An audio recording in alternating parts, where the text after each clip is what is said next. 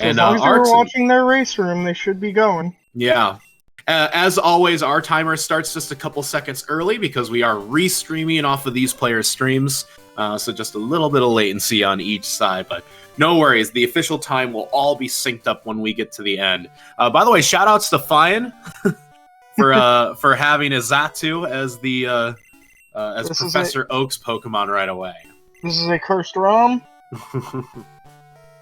By the way, Fian's going to be racing tomorrow. He's in the round 5 match with Lord Bakura, which I believe is a tomorrow at 6 a.m. Eastern, since both of them are in Europe. So a little bit more manageable for our Europe friends. But that's tomorrow's match.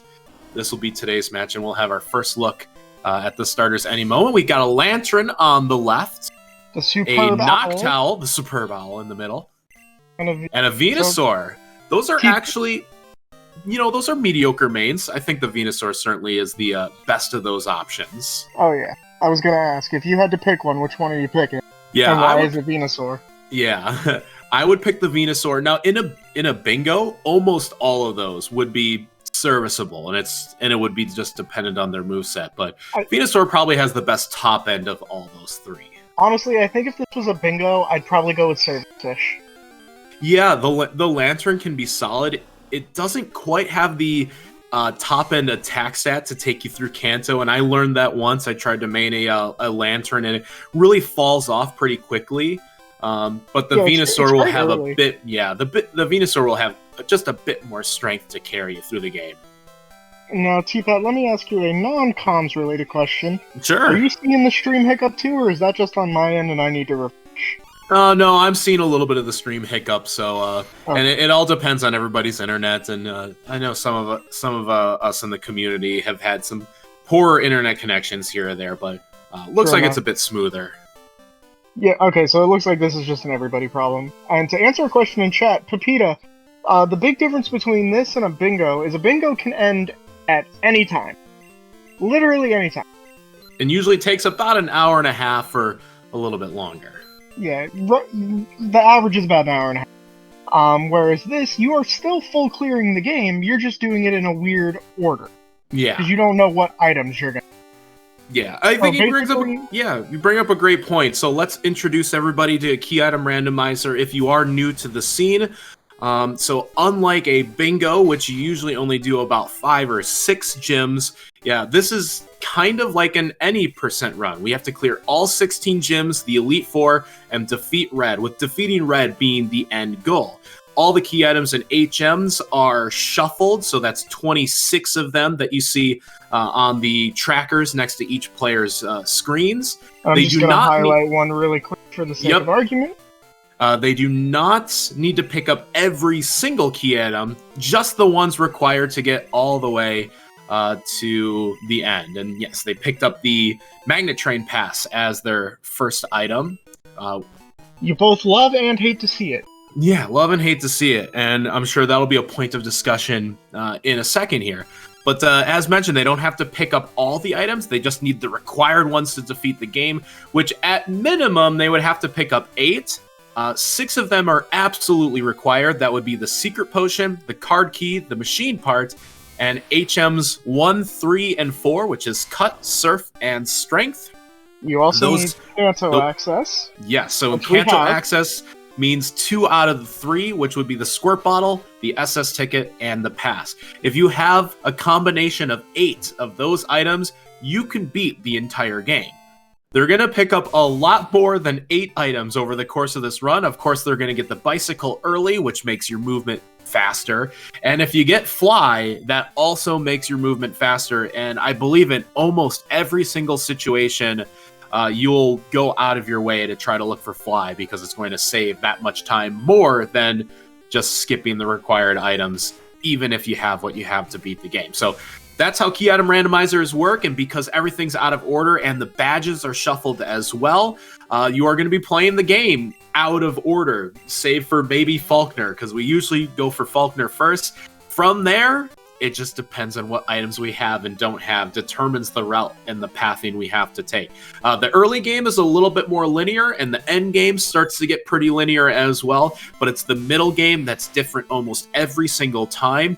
But some very good players usually can path it out the same way, so it'll be very interesting to see if our two players end up snaking through that same path that is the middle game here. But first things first, we need a... go ahead. Yeah. But first things first, we need a main. And it looks like Snow found a Raichu, which has a decent enough moveset. Unfortunately, it is a Raichu. Mm-hmm. And wingidge found Omastar, so praise be to Lord Helix. But it only has Aurora Beam. Yeah. And that's not something you want to see.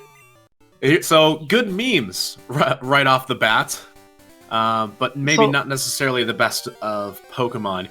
And that's another key difference that we're seeing between a bingo and a key item randomizer, is that you are looking for a more top-tier main. Most everybody's familiar with a tier list in one way or another. And in a bingo, you can get away with using a C or C- tier, and then you're kind of teetering in the danger zone once you get into like D tiers. But in a key item randomizer, since we're not going to be battling just 5 or 6 gym leaders, we got to defeat all 16, including blue and all the Kanto leaders, which are far more powerful. We need a much better Pokemon that's going to carry us through the game. The lowest ideally you want to go for a key item randomizer main is B- tier. Yeah, and B-, especially if you get it over leveled early, a B- is going to be okay. Otherwise, you almost have to. You don't want to settle anything below a B or whatnot. But to help us with that adventure, you may have noticed that on the screen, all of the Pokemon that we've seen so far have been fully evolved, and that's one of the options that we do preset in Speed Choice, and it's called Good Early Wild. So any Pokemon up to level 9 will be forced to fully evolve. So for example, this Dodrio, which Snowbear just caught, may have just been a Doduo in the randomizer, but Speed Choice will force it into a Dodrio because it is below level 9. So that does not affect fishing or headbutt slots because those are level 10. But anything up to level 9 will be forced fully evolved. Gives us a better chance to find something that's going to be top tier at the B or A or perhaps even S tiers. Well, there is only one S tier, period. Yeah, Mewtwo. I would also consider Zapdos as kind of an S or an S-. Yeah, I would say like A+ Zapdos, without question. Right, but everything else is probably just A or B for the most part. Dodrio can be very good. Of course, it has to have a physical moveset. Yeah, that didn't look like a very good Dodrio. That's not a terrible Feraligatr, Thunder and Psychic.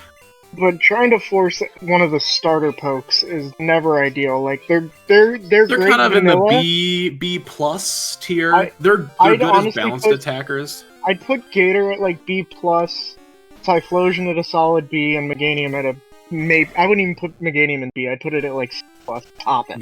Yeah. Because the only thing it's got going for it is that bull. Yep. It doesn't kill anything. Speaking of which, there's the Meganium on the screen. Or we usually tend to call Meganium Grastoise because its stats to Blastoise are nearly identical. I think there's like a point difference on a couple stats, but pretty much identical to Blastoise, but it's grass. Yep. Good old grass. I also managed to see a Steelix on wingidge's screen, which, if you're going for bulk, look no further than Steelix. So that Steelix actually came with Rock Smash as a hold item. Which I think... I wonder... You could go to Dark Cave and hunt for a level 20 poke. Or is it 15? Mm-hmm. 15. But you really... While you have 2 chances, you really only have 1, because of course Rock Smash is a 90-10 encounter slot. So unless you're really, really desperate on that 10% slot. It looks like he's going for it, though. Yeah, why not? Level 15 is a great advantage to have in the early game, and it can make Pokemon that might be in the B or the B- tier a bit more usable, especially in the early game. And it's going to give you a lot more survivability, too. Yeah. And here's the thing. So let's talk about the first item that we have, which is the pass. So in almost every single situation, I'd say like 98% of key item randomizers, we're going to be clearing Southern Johto first, which is, of course, Violet, Azalea, and Goldenrod. In that sequence, we have 7 key items that we're going to pick up, one of which was Mr. Pokemon's house. In those 7 key items, we're guaranteed a couple things. One, the bike. We would really hate it if the bike were somewhere way far off in Kanto. It can make a difference in a game, and we want to eliminate a little bit of that speed RNG. But the other item that we need is somehow to progress beyond Southern Kanto. And the way we do that is through either the Squirt Bottle to clear the Sudowoodo, or the Pass, which gives us access to Kanto. We already have the Pass, so if we don't see the Squirt Bottle, which is no longer guaranteed in the next 6 key item checks, we might be going to Kanto, at which point we would probably see a main switch anyways to higher level Pokemon. Oh yeah, if we have forced early Kanto, I'm going straight to Cycling Road and I'm getting it. Mm-hmm. Without a second thought. Yeah, so for example, right now Snowbear has a level 6 for Alligator, and Snubbull isn't too bad in the early game, to be honest. And it comes at level 15, it has Shadow Ball, which is a fantastic thing to see. Did you say Shadow Ball? Dude, if you can force that into a Grand Ball, that's going to be angry. Right. It is unfortunate that when the female Snubbull, because it is 75% to be female. Yeah. It's not that, however, but it's still that's it still has that top end potential. Bone Rush and Shadow Ball. So while the Snubbull isn't evolved at the moment, it does come at level 15, which any bingo player, you wouldn't pass that up anyways. I do not remember off the top of my head when it evolves, but that will be an eventual consideration. I want to say mid 20s, maybe a little later. I'm sure chat could probably help us out. Yeah. Chat, we're still waking up. But to my point, Snowbear has a level 6. Wingidge now has a level 15, and if we have to go to Kanto, where the lowest level gym leader has a level 39, which would be Janine, we might be making a stop at Cycling Road, which does generate Pokemon between level 27 and 33. So we would still be doubling the level of any Pokemon we have right now just by going to Kanto. And sometimes that can be a strat even if we have Squirt Bottle. So for example, if you're not very happy with the main that you have right now and you get to Goldenrod, you might take a little stroll off into Kanto since you have Kanto access. Yep. See what kind of level 30 to 33 Pokemon you can snag, and then come back to Johto and be over-leveled instead of continuing in Kanto under-leveled. So a lot of strategies, that's just one of the plays that may or may not happen. Yeah, no, we have a lot of options. Also, T-Pat, chat confirming for us that Snubbull evolves at 23. Yeah, which actually, isn't too far. If he didn't have the Snubbull, I would consider that Starmie Wingage just saw in Sprout. Yeah, same. Starmie can be really good. Has great special attack and great speed. And pretty good bulk. It's rated B for bulky water types. I would say Starmie is probably one of the best water types you can use in the entire game. Oh, without a doubt. So Snow is getting to his Leaf fight. Mm-hmm. And I don't think Wingage is struggle quite as much as Snow did getting a power. Which is always funny because his actual name is Sagely. But everybody in the community calls him Elderly because memes are good. And Eagle, to your point, Pinsir with Vital Throw?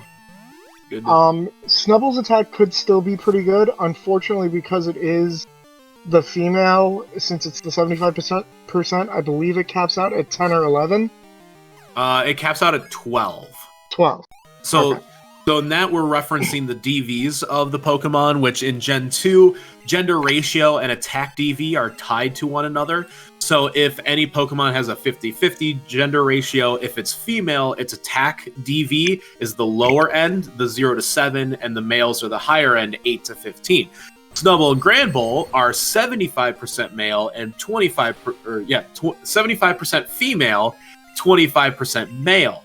So the female end of the DV can be anywhere between 0 and 12, and 12 a 12 DV Snubble would be very good, but the males would be guaranteed. Actually, I think it's 0 to 11, and then 12 to 15 would be the male, which would be excellent. So he just knows he doesn't have an excellent Snubble / Grand Bull, but usually you can't be too picky when it comes to Snubble because of the high female gender ratio. Yeah, if you find a male Snubble, aces. Yeah, aces, exactly. That's a great way to put it. So you can see that the level difference with the level 15 Snubble is having a much easier time through Sprout Tower than even the level 6 for Alligator and the level 5 Venusaur. In fact, Snowbear having some trouble. Ooh, especially because that Bayleaf has Blizzard. He got the switch out strats to work out just fine, but Wingidge is just flying through the time investment that he took to teach Rock Smash, get the Snubble, and then come back and go through the tower. He's already caught up. He is now neck and neck with Snowbear, who didn't manage to find Rock Smash. Mm-hmm. But Snowbear did manage to defeat the level 10, which was a Victory Bell. Pretty angry one, too, with Flamethrower. And Fire Spin. That is one fiery Victory Bell. That is a red scale. Red scale. So a row 3 item, to which we usually... Yep. That is the useless row. You hate to see it. It is the useless row with the small exception of the Silver Wing in some scenarios. Only if you get early Glacier and Whirlpool. Right. Which I had the option in a batch myself once. In fact, I had a really, really, really early potential at the Lugia. In fact, I had it so early I didn't even recognize it right away.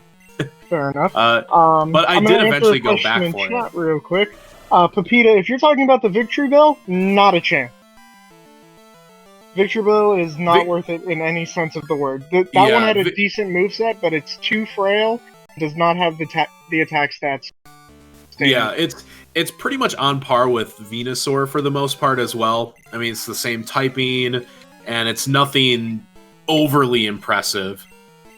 Usually you just want to dex things that are, let's face it, like A+, or higher tier. Like something that you would know you would go out of your way for. You find a Zapdos with a good moveset, you dex. You find a Magmar with a pretty good moveset, I'd consider.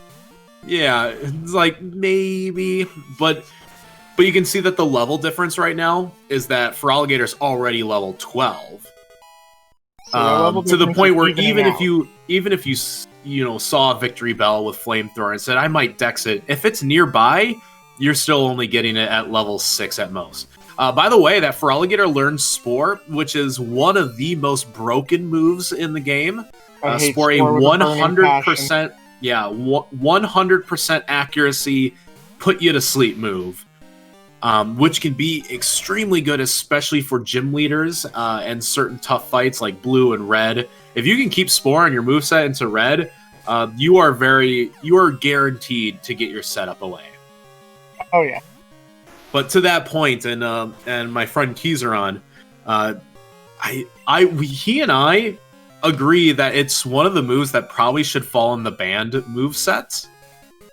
Just like Oko moves. And that's up for discussion. I'm not saying what I'm saying is the the be all end all, but it is quite broken.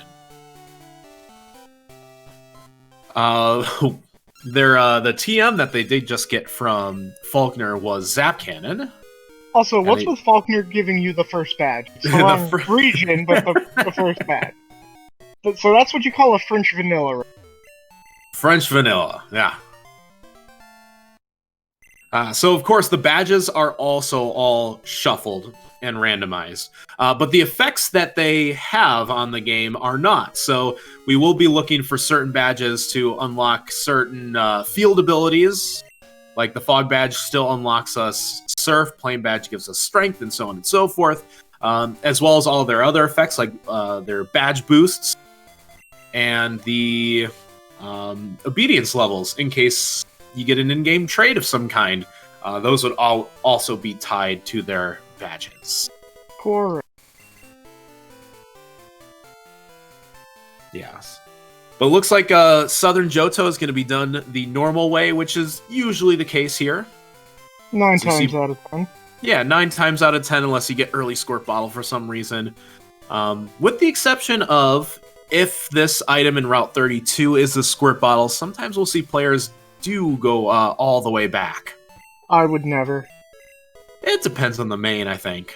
If I had the bike, I'd consider it, but other than that, that's a machine but they did pick part. up a machine part, so this is their first go mode item of the day, or required item. As mentioned, it's those 6 items that we need, and once they have those 6, plus their Kanto access, they are in what's considered go mode, which is just fights left, unless you're looking for fly, which is kind of an extension to your go mode. You like having... You like having fly. It's too good of a move not having.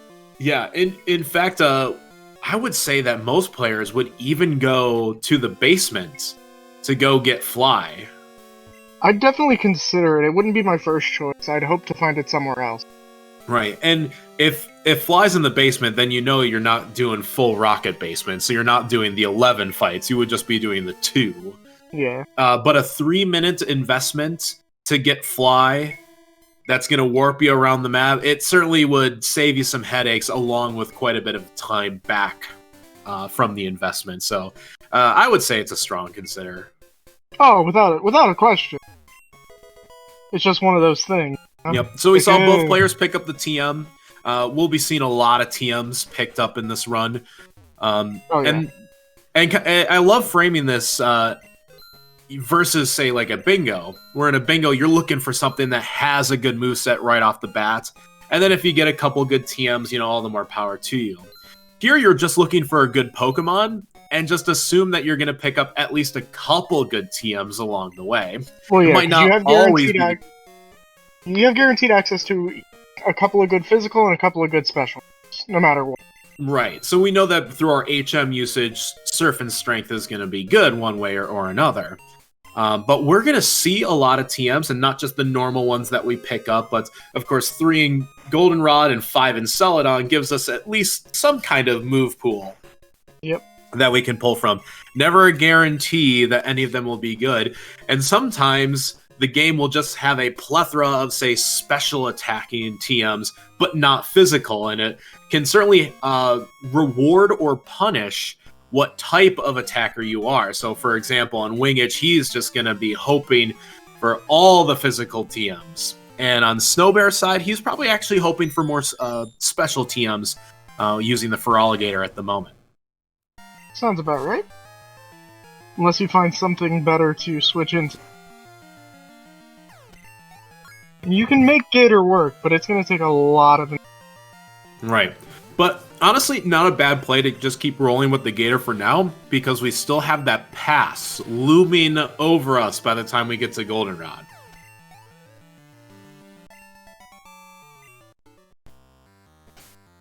But yeah, normal Slowpoke Well sequence here to unlock Bugsy's gym.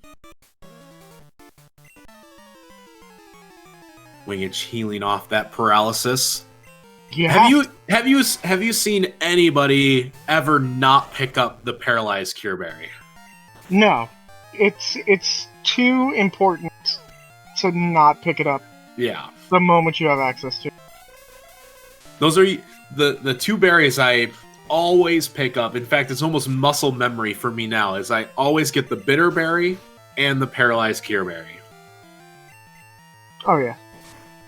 To which I'm just playing Gen 6 casually now. Actually, I'm playing Oras, and I have to try to rewire my brain away from the Gen 2 berries to their more common names now, which I could never tie them all together. It's like you have the Persim Berry and the Cherry Berry and the Citrus Berry, and it's just like, which one does that cure again?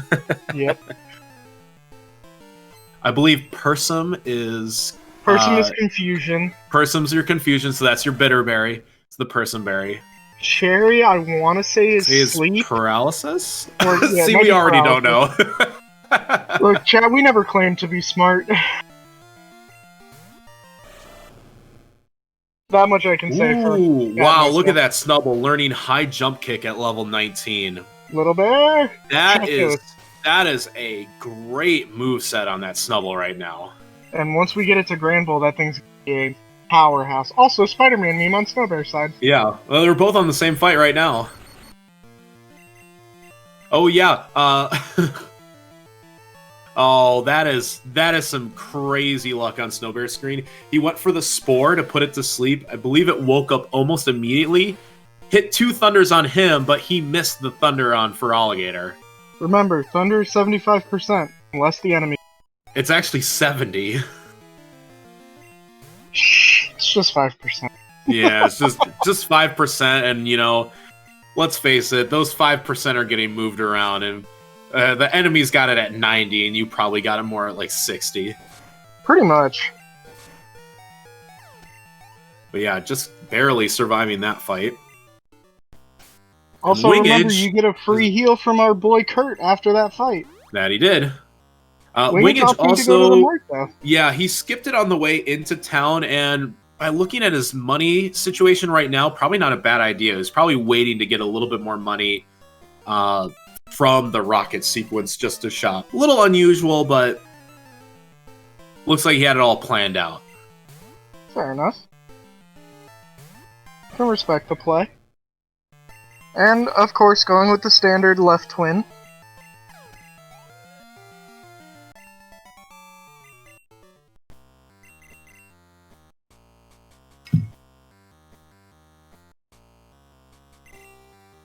And there's our Persimberry coming into play. Yo. And honestly, that was really smart by Wingidge to just give it to the Snubble no matter what. Just thinking, I don't have a good held item right now. Might as well. Don't have anything better at the moment. So yeah, came into play. Saved him a turn. Yep. You always take turn save.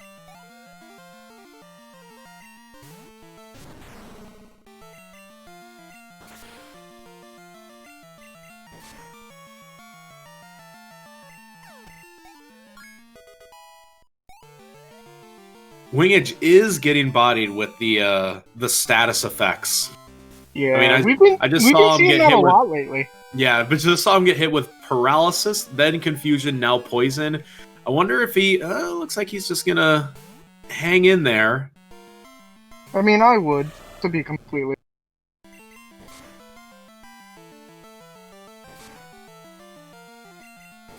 And just heal it off, or go take yourself to full, whatever you gotta do.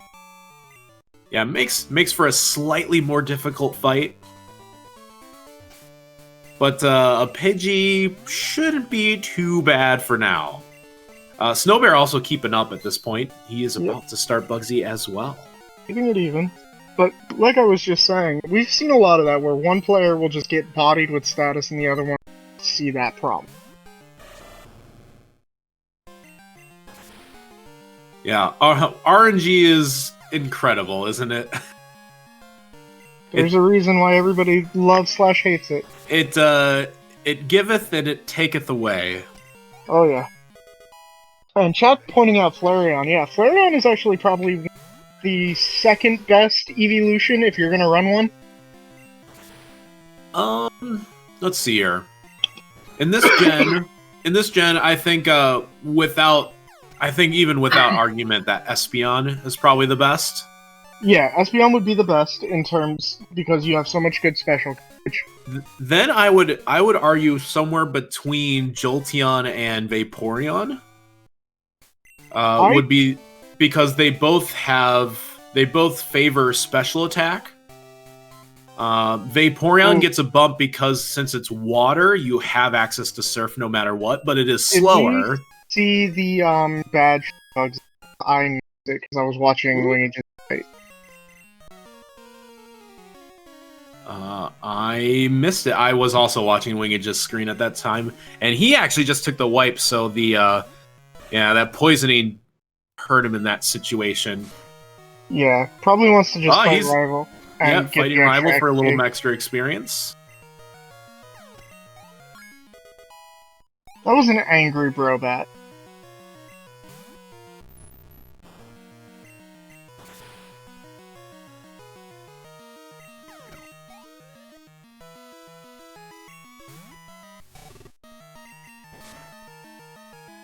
I'm just looking at the replay now so we can get our badge confirmation. If somebody in chat saw it and you want to point it out to us, by all means. It is the Volcano badge. Volcano, thank you. Yeah, Dark, I am with you. In terms of this ROM, Umbreon is not... In terms of key items, Umbreon is just not there. And it breaks my heart because Umbreon is literally my favorite Pokemon. same here, buddy. I mean, we both have shiny Umbreon emotes. We do. But yeah, Umbreon unfortunately it's just bulky and tanky, which it serves a purpose in certain competitive formats. But for speed runs, you are just looking for outright attack. Yep, power. Power is all you care about. Power is your priority, for sure. So that's why Espeon, Jolteon, and Vaporeon tend to be very good. Flareon? Flareon is great as well. But Flareon favors more physical attack than special attack. And in this gen, we don't have the physical special split yet. So a fire-type move is a special attack on a Flareon, which would favor physical attacking. So it's actually using the weaker of its two stats. Yep. But it's just unfortunate. It is a bit unfortunate. It isn't a huge disparity, but unfortunately Umbreon is higher in both defensive stats and its HP, and the attacking stats are the lower stats. So not necessarily viable in speedrunning formats. Yeah, and Umbreon is unfortunately kind of slow. Kind of slow as well, yeah. You know what I found out though, which gave me some hope in the Pokemon universe. Umbreon is great in Pokemon Go. Yes, it is. It is a monster. So good. Of all the evolutions in Pokemon Go, Vaporeon and Umbreon are the only two good ones. Yeah, it's actually funny, one of my best friends and I would do the battle research together. Mm-hmm. And there was one point where it was just like, her best Pokemon at the time was like a Latios, and mine was just Umbreon. It was just the highest level I had. And that Umbreon just went toe-to-toe with that Latios in Pokemon Go. And I'm like, this is so much different than regular Pokemon stats. Mm-hmm.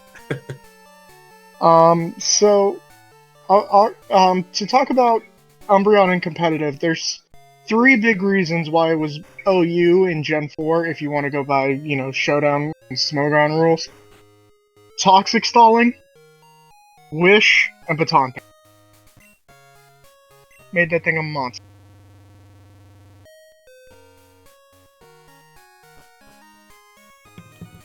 I'll admit, I'll leave the competitive talk to you because I actually have no reference point for any kind of Pokemon competitiveness. I used to breed competitive pokes friends back in the day because they didn't want to invest the time. Yeah, honestly, I would probably have one of my friends do that too. That's a choice.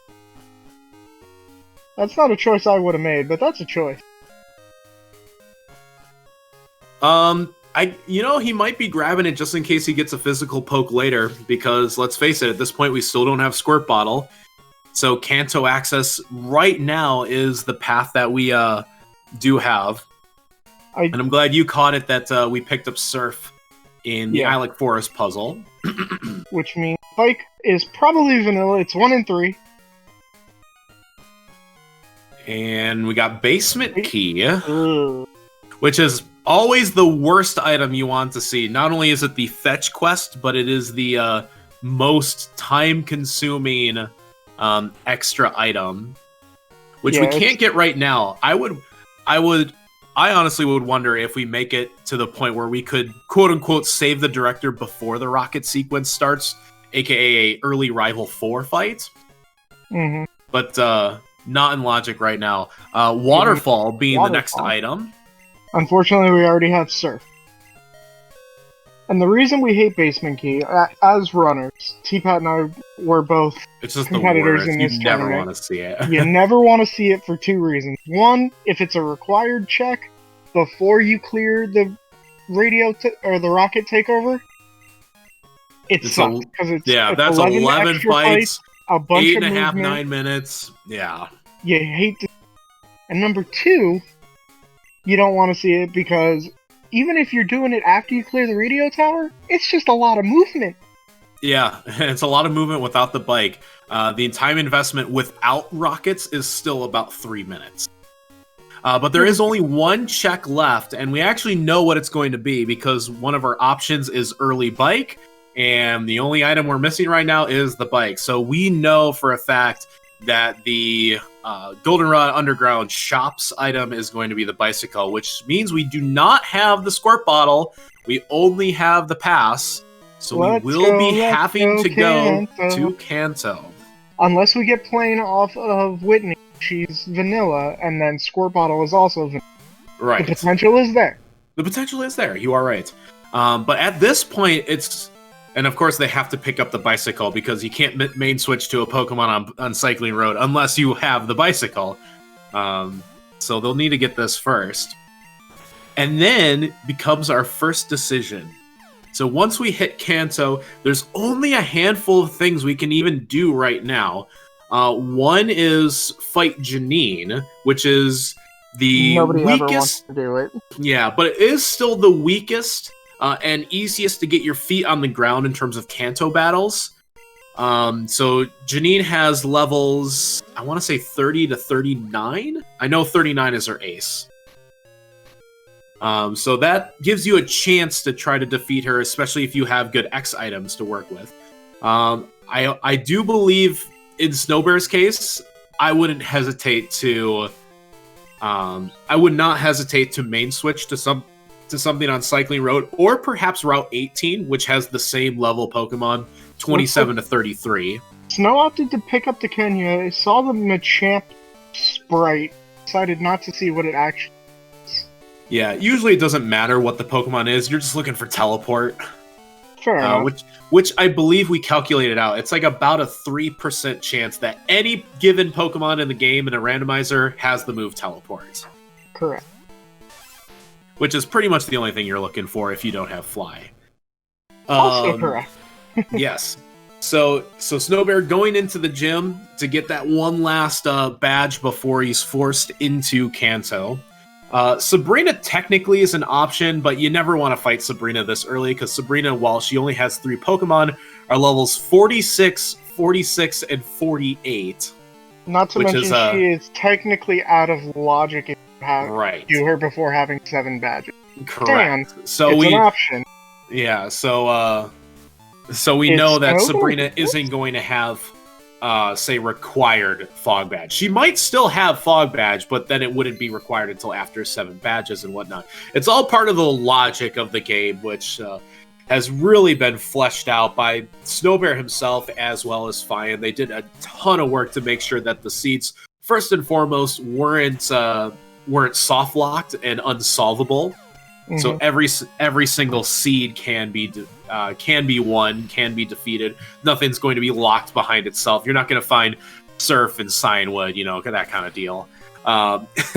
So there's that. But man, I'm just thinking ahead, and the main switch potential, which by the way, Wingidge finally got the evolution into Grand Bull. Yep. And unfortunately, a level 23 Grand Bull heading into Kanto. Oof. That is I want to point something out to you, T-Pat. While we were expositing, Snowbear paused for a second and almost decided to go with Explosion.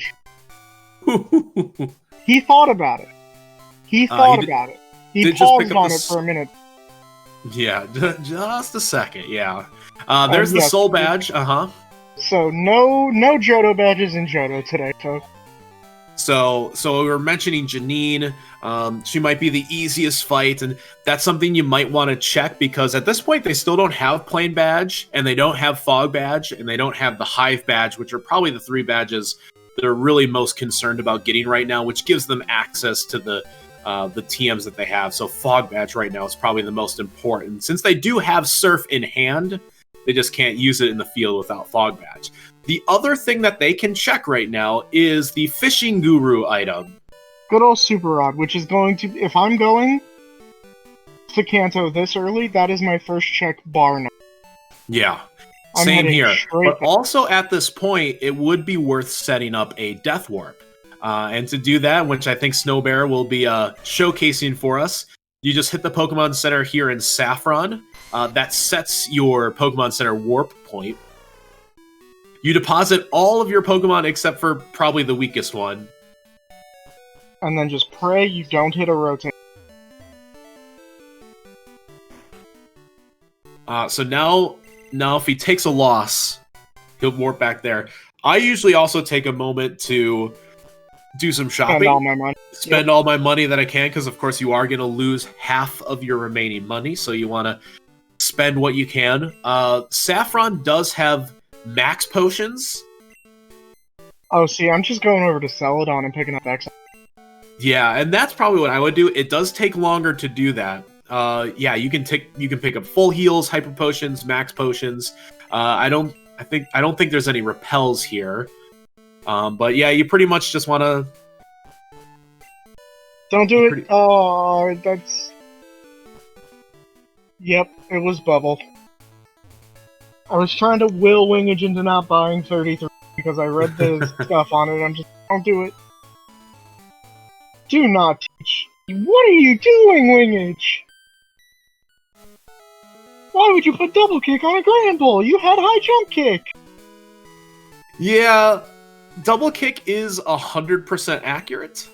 Yeah, but it loses so much power. Yeah, it does go from being a what's high jump kick 90 power.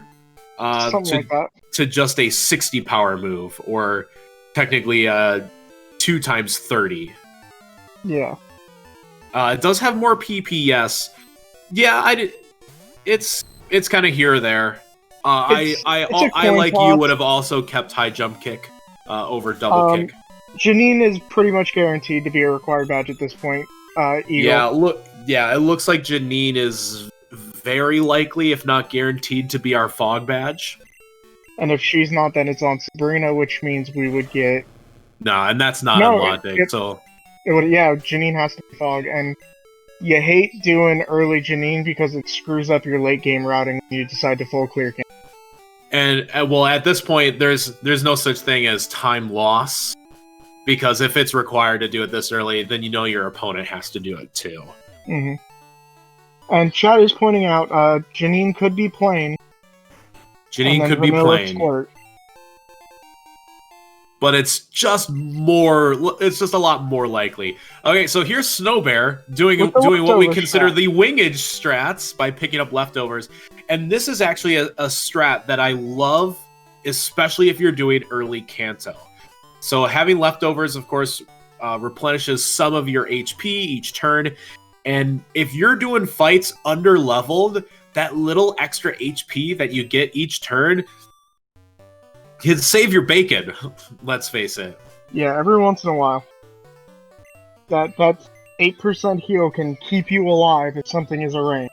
By the way, I saw a TM in Celadon. Not that Snowbear could do much about that at the moment. That can paralyze a foe, but that could be so many different things. You're probably hoping that that's Thunderbolt or Thunder Punch. Well, did it say but it was it an also attack, or could did be it say it was a move? It also could be Stun Spore. Wingidge also setting up the Death Warp as well as he picked up Waterfall. So, just to remind, we do not have early Sabrina on. We have no early Sabrina, so she can be your 7th badge, but she is not required to be fought until you have it. Right. So, like, you can use her to get to number 7, but she's not mandated to be. Correct. So, yeah, so that's part of the options within the logic, is because Sabrina's so difficult of a fight. To have what's considered no early Sabrina. So that means in this situation, the only 2 gym leaders we can fight is Janine and Sabrina right now, but Sabrina's not going to have the fog badge. The progression isn't going to be locked behind Sabrina until you have at least 7 badges, or access to defeat 7 gym leaders and have 7 badges. So Snowbear is now doing the Cycling Road main swapping strats, and Octillery is a great first choice here. Of course, crazy high attack stat, very slow, but 105 base both attack and special attack. And it's got metronome. And we already have Surf. And casual reminder that the 1 in 3 is a lie. So for anybody who does not know, in these randomizer settings, we have every poke set to the minimum catch rate, which means our odds of catching a poke should be, in a perfect world, 1 in 3. 33%. Correct. Same catch rate as a Pidgey or a Rattata or, any other common early Pokemon that you find in most games. Yep. Wingidge also found the Octillery, so it looks like it is a bit on the common side here. And so really, we both have players absolutely neck and neck. Yeah, but Snowbear just deciding, screw this, I'm done throwing the ball, I'm gonna use my quote-unquote Master Ball. And it came with Rock Smash. That is a pretty rough Octillery, to be completely honest. I don't think I would switch to it. I saw its moveset for half a second. It has Bubble, Sleep Powder, Metronome... What was that, Teapot? Oh, sorry. That was just my computer screaming at me. Yeah, it has Rock Smash, Bubble, Sleep Powder. Yeah, Metronome. That's a very rough moveset. Of course, Rock Smash not that powerful. It's 20 attack. Yep, it is pretty much useless in the early gen. That's abysmal. And Snow is fighting the trainer who has the Bee! Opting not to switch to the Octillery, though, and gonna try to brute force the Gator through this fight. I don't know how I feel about that. Getting a lucky crit, but if he could have died if the Bee had decided to crit. Now, I think something... So, you mentioned this earlier. Before the Death Warp, you would have went to Celadon, check the TMs, and also buy X items before you set up your Death Warp. I think that was probably a much better play than how both of these players did it. Well, yeah, because then you need those X items. You need those X items to fight Janine. Mm-hmm. Doesn't matter if you're the level 25 Grand Bull or a level 30 Octillery or a level 23 Feraligatr. You're going up against high level 30 Pokemon in the gym. And those X items are pretty much the only way you're going to win those fights. Otherwise, you're just bashing your head against the wall. Does look like Snowbear does have X items in his inventory. I believe Wing does too, but the reason I like to do this setup when you have to do early Janine is for 2 reasons, and 2 reasons only. One, if I have to do early Janine required, it's a lot less movement coming back from Lavender, or even Sakura. Number 2, after I beat Janine, I can deposit everything, and that first trainer when you're going back up Cycling Road, you just wipe to him, and you're back in Celadon. Careful about depositing things, because if you go in the Pokemon Center, then you set your warp point back to Fuchsia. Oh, that's right. So you just throw stuff at the gym leader till you die. That's a Mega Horn Swinub. That's not scary, but it's still just like, why? And Snow is opting to do a bunch of setup here. I do like how Wingidge is doing this. Just, throw on Surf on the Octillery. You have Stab Surf on a 105 base power. That's going to do some damage. You're probably going to be slower than a lot of the Pokemon anyways. But you throw on a couple X specials, and you hope that you can defeat everything in one turn or so. Yep. Looks like you did teach Icy Wind, which very much helps against the Skiploom. Yep. Yeah, Celebi is unfortunately very frail. That Moltres drinks. Oh, and Wing lives on 1. Down to 1 HP! Heal, Wingidge! Heal, you beautiful bastard! He's gonna be a little bit caught here, because I think Giga Drain is gonna do more than half of his damage. So hopefully he can get out of a heal loop, but Giga Drain only has 5 PP, so if he can PP stall... But he's outsped by the Moltres. He's outsped, But we do have the Grand Bull for backup. I thought he had... Whoa, I thought he had more super potions. I thought he could just burn through his super potions, get Moltres to run out of Giga Drain, and then hit it for the second time. Snowbear's not going to like what he's about to see, though. Yeah. And especially being paralyzed. And Gator's dead. Ugh, yep. So both runners having to take the unfortunate reset. I'm sure I heard some profanities from somewhere on the west coast of the United States. Probably. Because it took like a half a second between Feraligatr fainted and him resetting to probably exclaim something. The Moltres just doesn't want anything to do with water types. It doesn't want anything to do with it has its coverage today.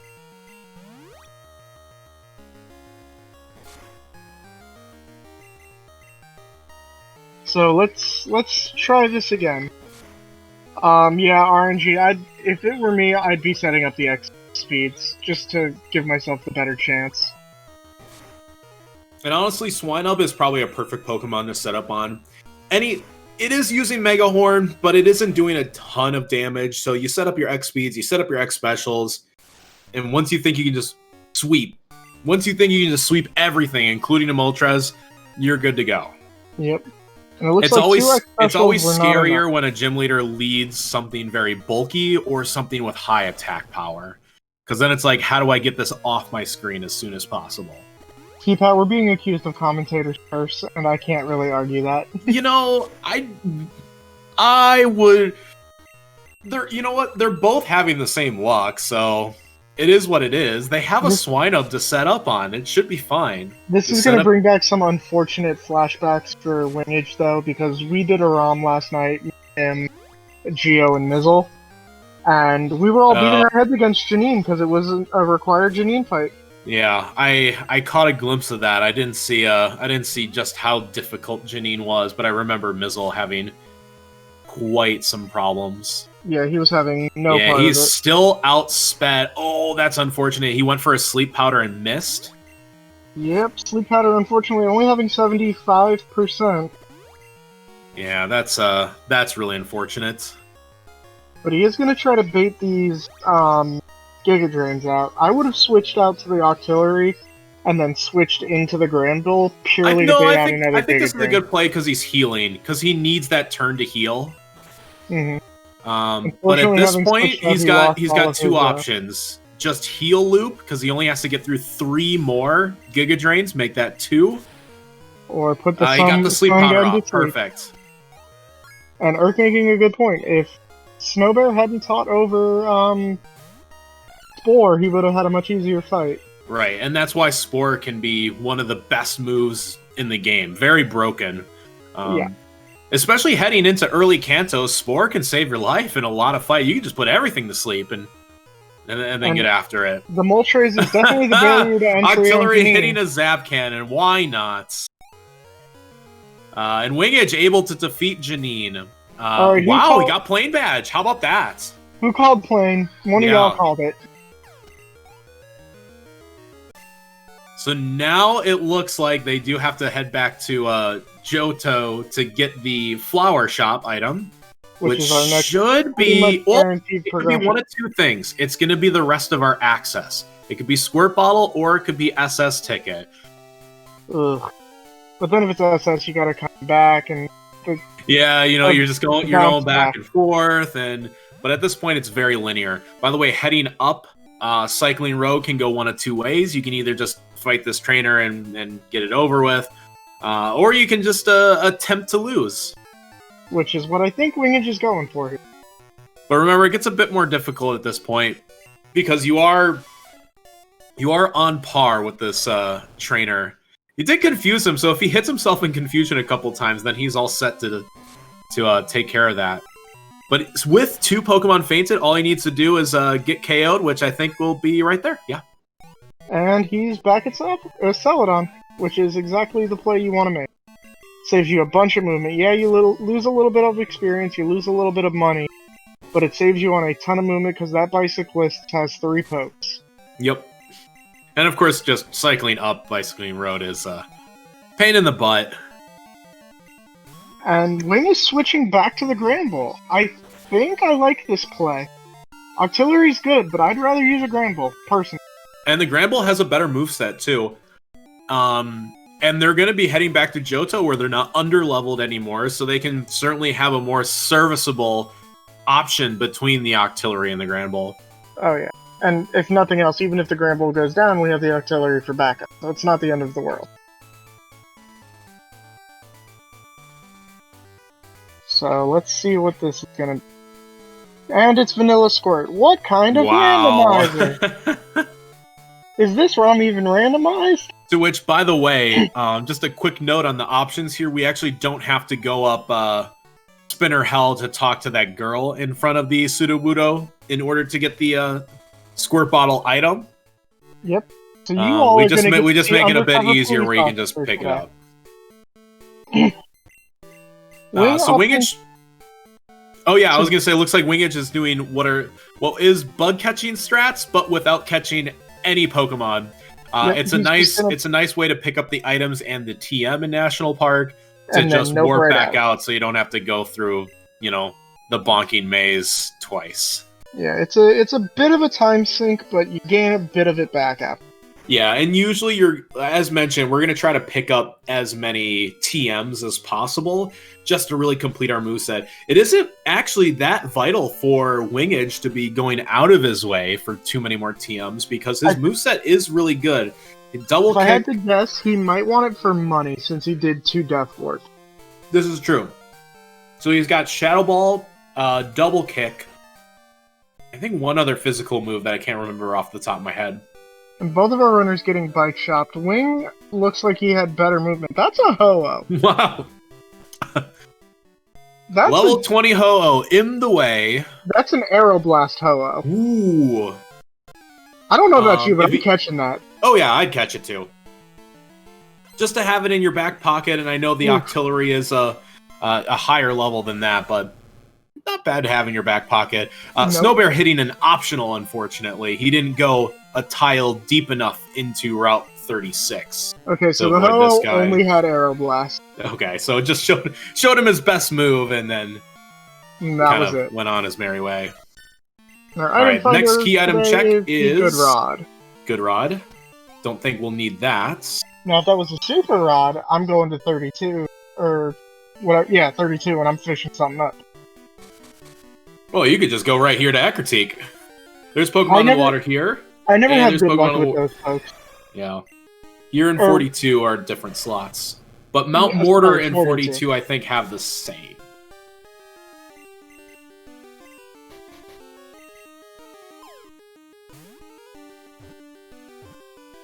Ooh. It did show Snowbear the D-Bond, so he's gonna opt to catch it too. Was that a Rock Throw TM? TM16 was Rock. I don't know. I have to leave that up to you. It looked like it was. There was a little bit of a stream hiccup on it, so I didn't, really get to see it.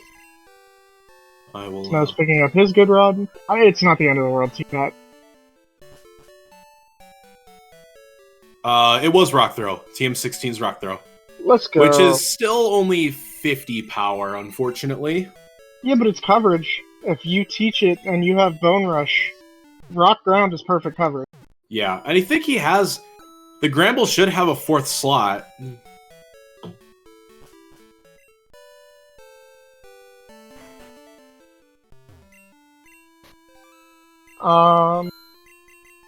So... Pepita, I don't know what you mean about Snowbear taking the bait.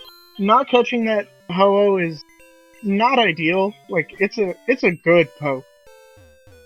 Yeah, if they had early Squirt Bottle, they would have both used it for sure. Oh, without a doubt. And that's a Zapdos kimono. It only showed Egg Bomb, but that's still pretty good for Zapdos. Yeah, Rock Slide is 90 power, or 70 power, 90 accuracy, which is the best Rock type move in the game. Is it 70 or 75? It's 70-90 with a 20% glitch. It's just Rock Headbutt with a little less power. Rock type moves in Gen 2 are a bit lacking. Rock Slide being the best by far.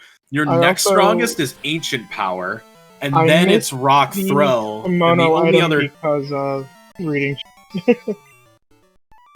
Here, I'll look at the. I got the replay as well. Thank you, buddy.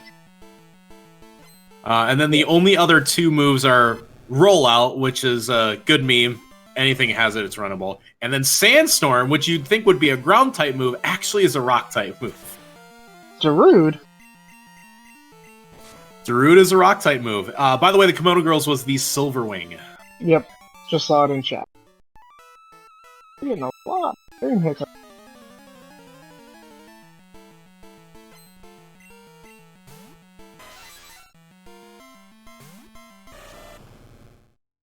And Wing is gonna go do Rivals, which you kinda have to.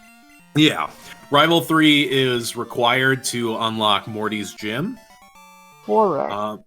And we'll be getting a listen of our roamers shortly, but we have the audio on Snowbear's screen, of course, so it'll be just a little bit longer. We'll leave you in suspense just a little bit more than you probably want to be. Just a teeny weeny bit. Also, Teapot, I will say one thing. We haven't had to see our boy die today, so I'm happy. Nope. Of course, now that I've said it, it's gonna happen. Yeah, actually, it's funny you mentioned that. I was watching Galactic Elliot a couple days ago, and in his playthrough of, I think, Black 2, he had to fight so many Typhlosion, and he was like, no, man, don't do this to me. Yep. Yeah. Everybody's got a poke they're super fond of, and you hate to see it die. And if you don't, why are you even here? Teapot out here with the hot take.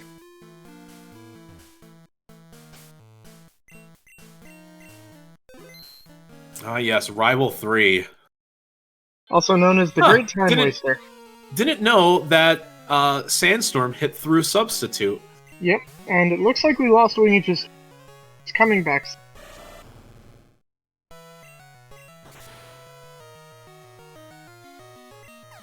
This is like the slowest fight against the Slowpoke I've ever seen. Yeah. Losing time because of Darude, had to heal off the paralysis, Substitute. Oh, RNG, I have a bunch of Gen 3 faves. Like, Umbreon is like my #1 bar. So I find this kind of interesting, since I'm looking at both of their screens at the same time.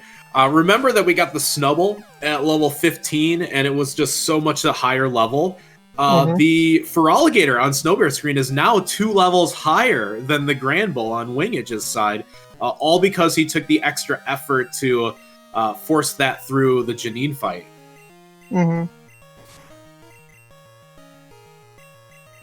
And he also did hit the option of gaining him a tiny bit of extra as well. Yeah. But the 5 extra level 30 Pokemon certainly would be worth a couple levels. Looks like Wingidge's screen is a bit frozen for us. Yep. So sorry about that, chat. Ben, are you still here, buddy? Can we get that fixed, maybe? It just might be on Wing's side. I'll jump over to his screen. I just looked at Wingidge's full, just his actual stream, and it looks fine with no problem. So I think that is on our end now. Yeah, and our restreamer is working on it currently. Also, sorry for talking over the roamers, guys. Yeah, I just noticed that since we were hearing that. It's just working through some technical difficulties. So for right now, you're gonna get the double Snowbear. There's a roamer Zapdos, okay.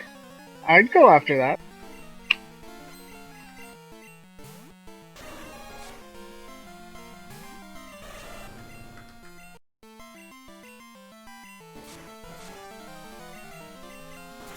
Forgot to Silver Wing for Snowbear, I apologize, chat. Oh, it was the Suicune roamer? Yeah, that's unfortunate, because that's pretty much locked.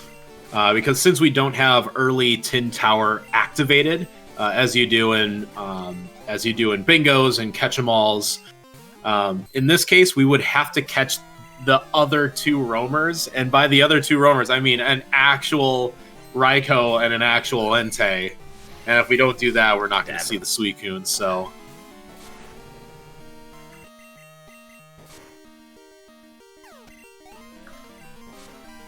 Why are you being so dumb? Okay. I turned off my notifications so my phone would stop blowing up. And it's still blowing up! Neat. You're a popular guy. No, I'm just in too many Discords. And I don't have channels muted.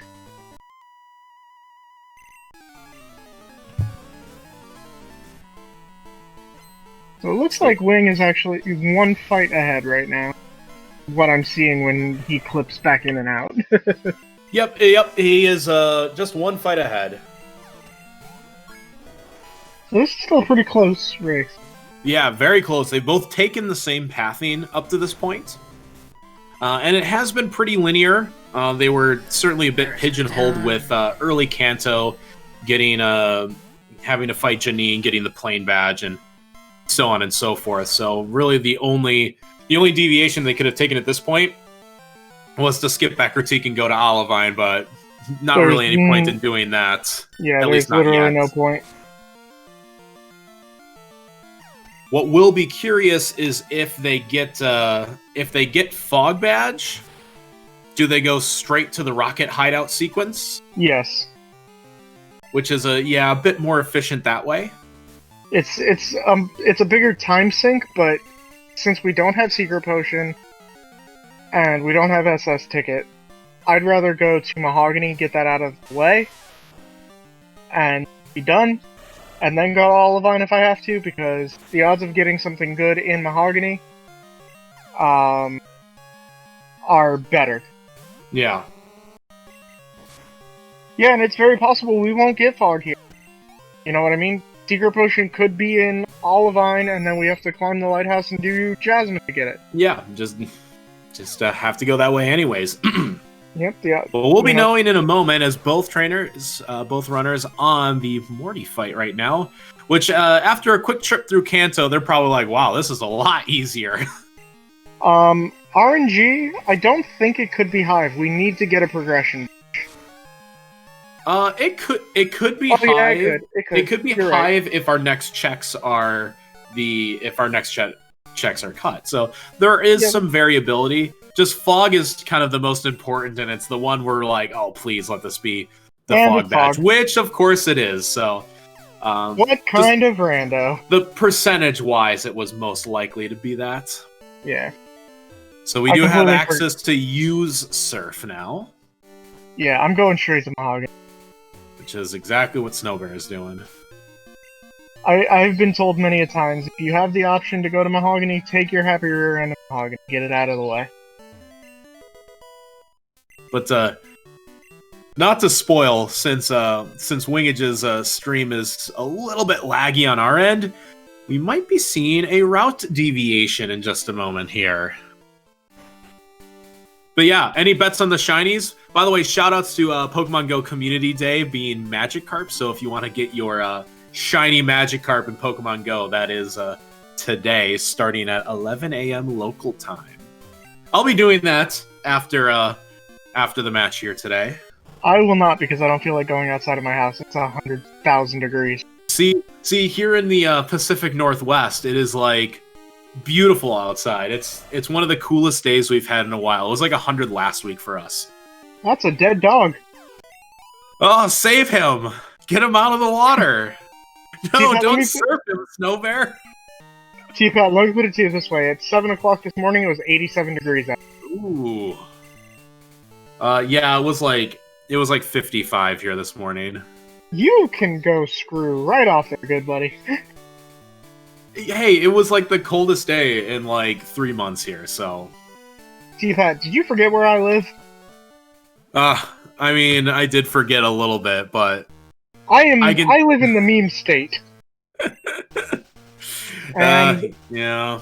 Chat, I apologize. We got a hiccup on Wingidge's side again, so I did not get to see what that item was. I'm going to be clicking over to his stream, so and I will update our tracker accordingly.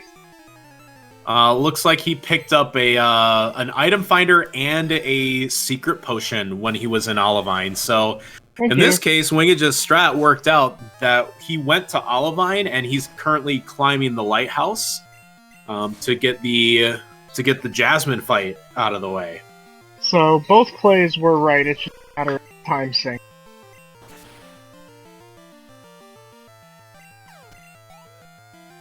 I didn't necessarily see which one was which, but I do see it on the tracker on his stream.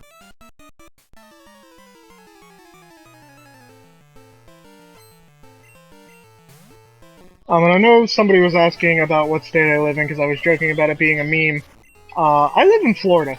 I'm protected by the spirit of Florida. Yeah, we're on actually opposite ends of the country.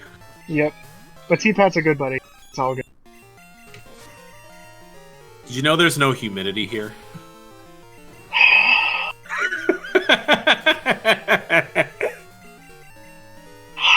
There are words I want to say to you right now, T-Pat. Yeah, I know.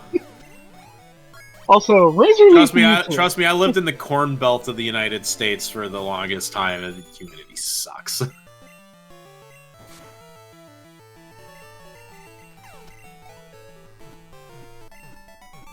Yeah, no. I live in humidity. It's the worst. I walk outside and everything's wet. Alright, so Wing finished Lighthouse. Snowbear's making his way down into the rocket hideout. Let's see. Yep. Awesome, thank you, Ben. We get super repels. And then... So Wing will be taking on what is technically the second most powerful Johto gym leader in Jasmine, with 2 level 30s and a 35. And a smokescreen water monster. Ooh. For anybody who doesn't know, Kingler basically has the exact same stats as Granbull. Fine. You jerk. Yeah, it is. Kingler is monstrous in its attack stat. It's just awkward being a water type where you get Surf and you're like, yeah, I don't even teach that to Kingler unless I need the coverage. Yep. And Snowbear finding one of his first quote-unquote walls. Oh, and he's using struggle strats. Yeah, he ran out of physical moves, so it ended up being a little bit walled by a Blissey. But hey, struggle is physical, so I guess that's one way to take care of it. Yeah, but struggle strats, man. I mean, he still almost one-shot the Chinchou with struggle. Yep, Grand Bull is Dawn Fan. So something I learned the other day, when since I just saw Snowbear go click the button by that scientist right there.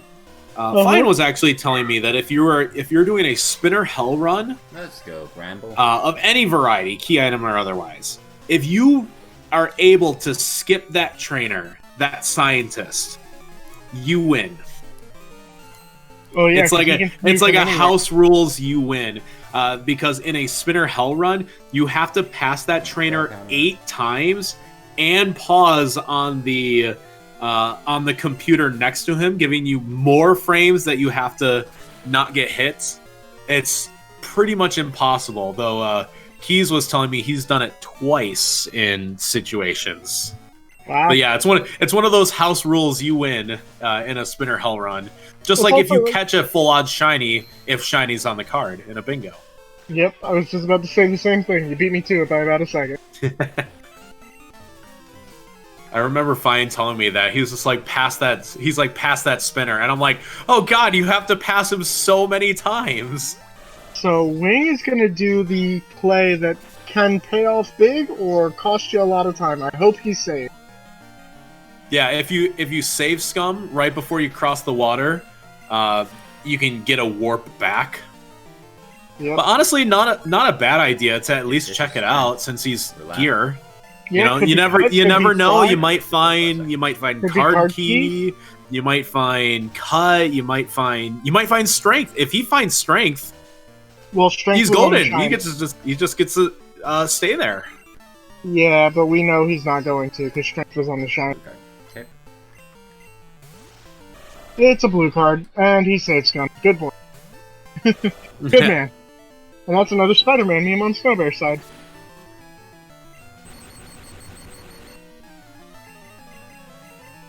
Yeah, so eventually, because of Strength's location, this does give Snowbear the more optimal route. How did wingidge skip that trainer? He accidentally hit the other, the girl. Okay. Another paralyzer! There you go, RNG. That's my best another paralyzer.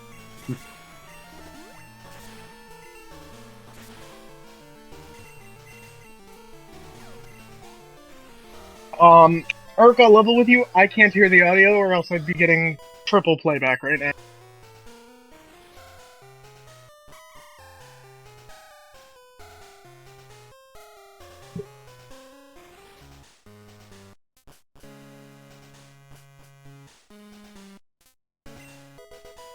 Wing is going to be making his way to Mahogany now.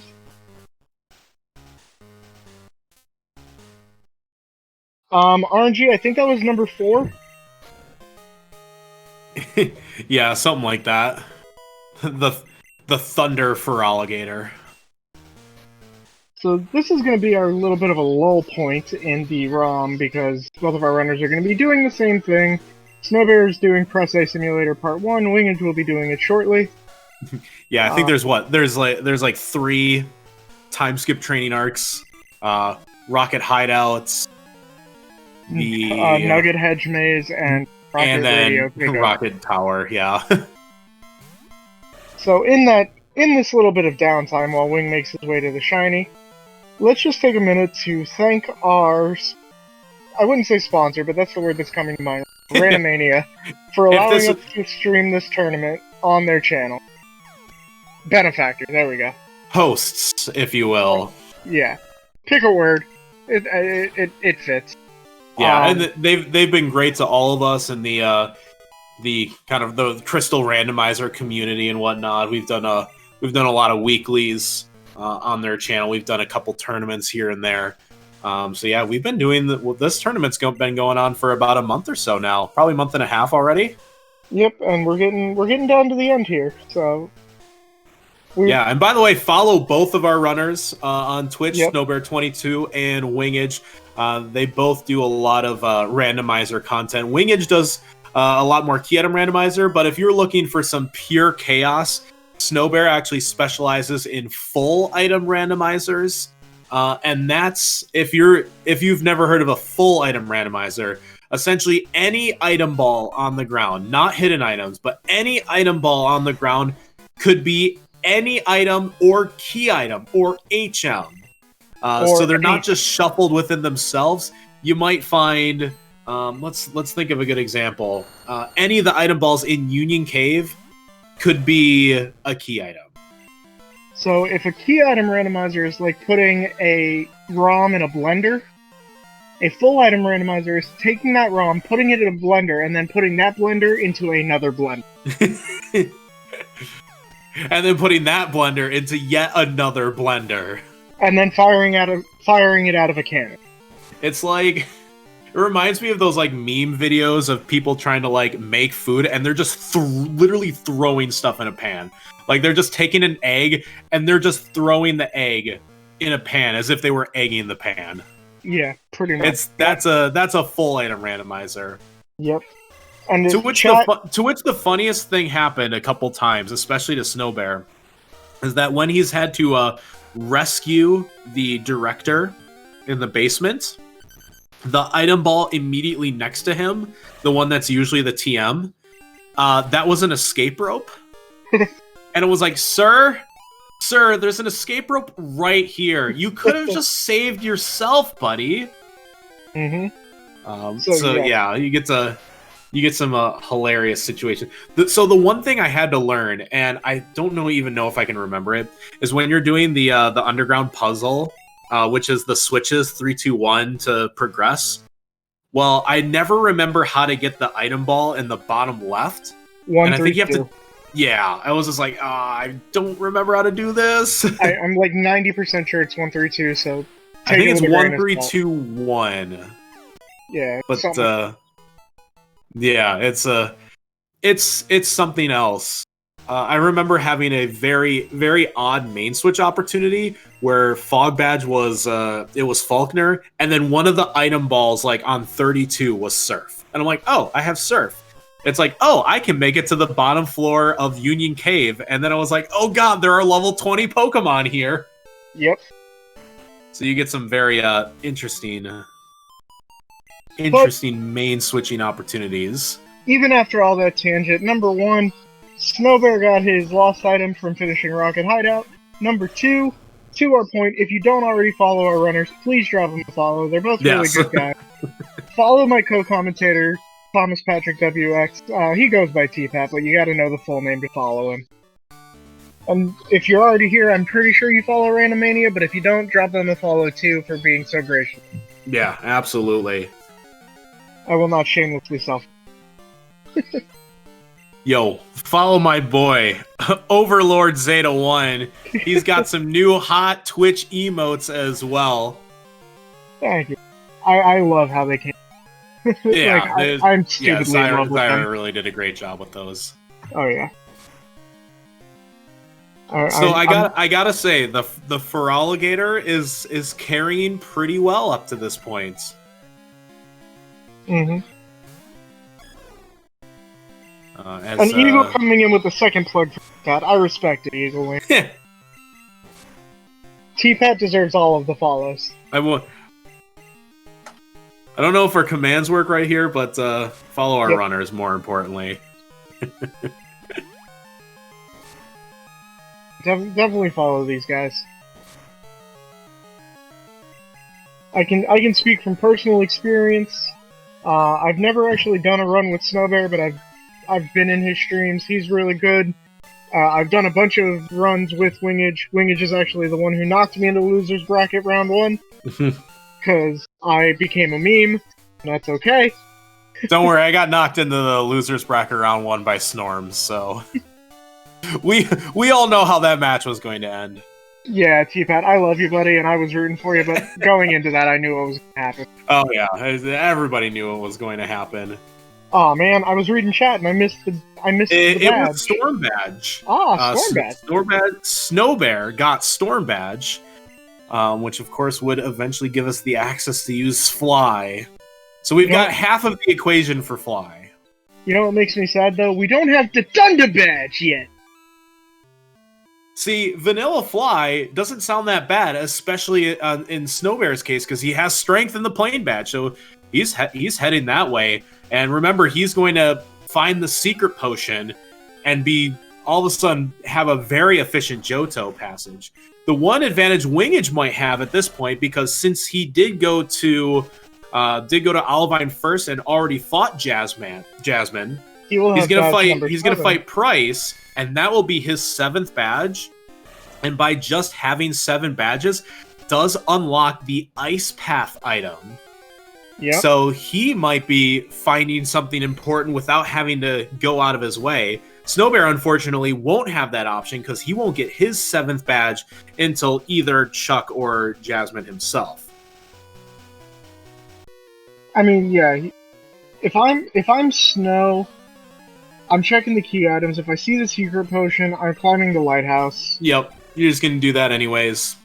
Yeah, I mean, you're at level 2. Yeah, and it's easier to just get it out of the way.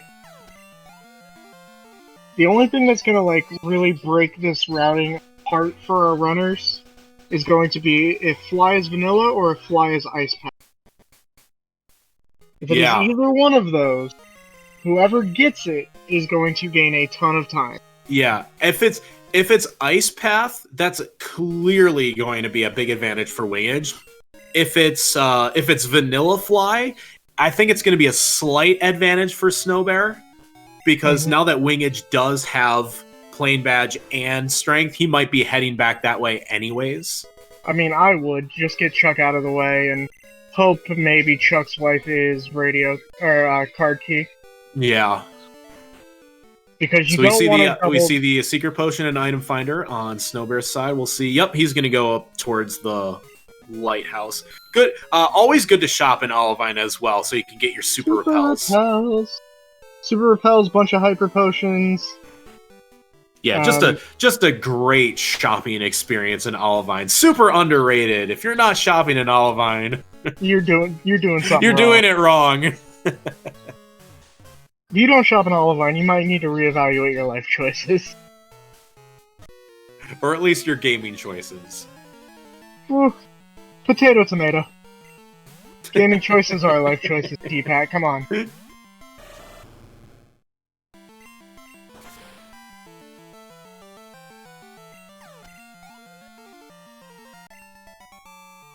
Oh yeah, this this is turning out to be a really, really good match. I'm glad we're all enjoying this. Hopefully everybody else is as well. I mean, I can't speak for anybody else, but I'm getting a kick out of it. This was a match I was looking forward to watching. This has been great. So since we are seeing a little bit of just some training stuff, just a bit of grinding fights on both screens. I kind of want to talk about the remaining players and runners left in this tournament, because of course we're in the elimination round 4 between Snowbear and Wingidge. Whoever wins this will take on Horse, and that will be elimination round 5, and that's kind of the interesting part of the bracket that's left over. So it'll be the winner of this match versus Horse, and then on the other side is Fian and Lord Bakura. And who are both great runners in there. Yeah, and I think all of these runners definitely have some good experience, good weight behind them, but only one of those 4 will make it all the way to face Athena in what will be a top 3 matchup. So any estimates, any favorites? I think at this point in the tournament, we're allowed to maybe project a little bit here. So I will say this, and this is T-Pat, you'll get a kick out of this. Chat, you might get a good chuck. A bunch of us last night, while we were playing a game with Wingidge, told him flat out if he lost, he was getting banned in our channel. I personally love just seeing Wingidge progress so quickly through Key-Item randomizers, because you know, at first, you know, he just showed us the leftover strats and we were like, hey, that's all pretty cool, but he didn't really have a top tier PB. But the more he's played, the faster he's gotten, and I've loved to see his progression.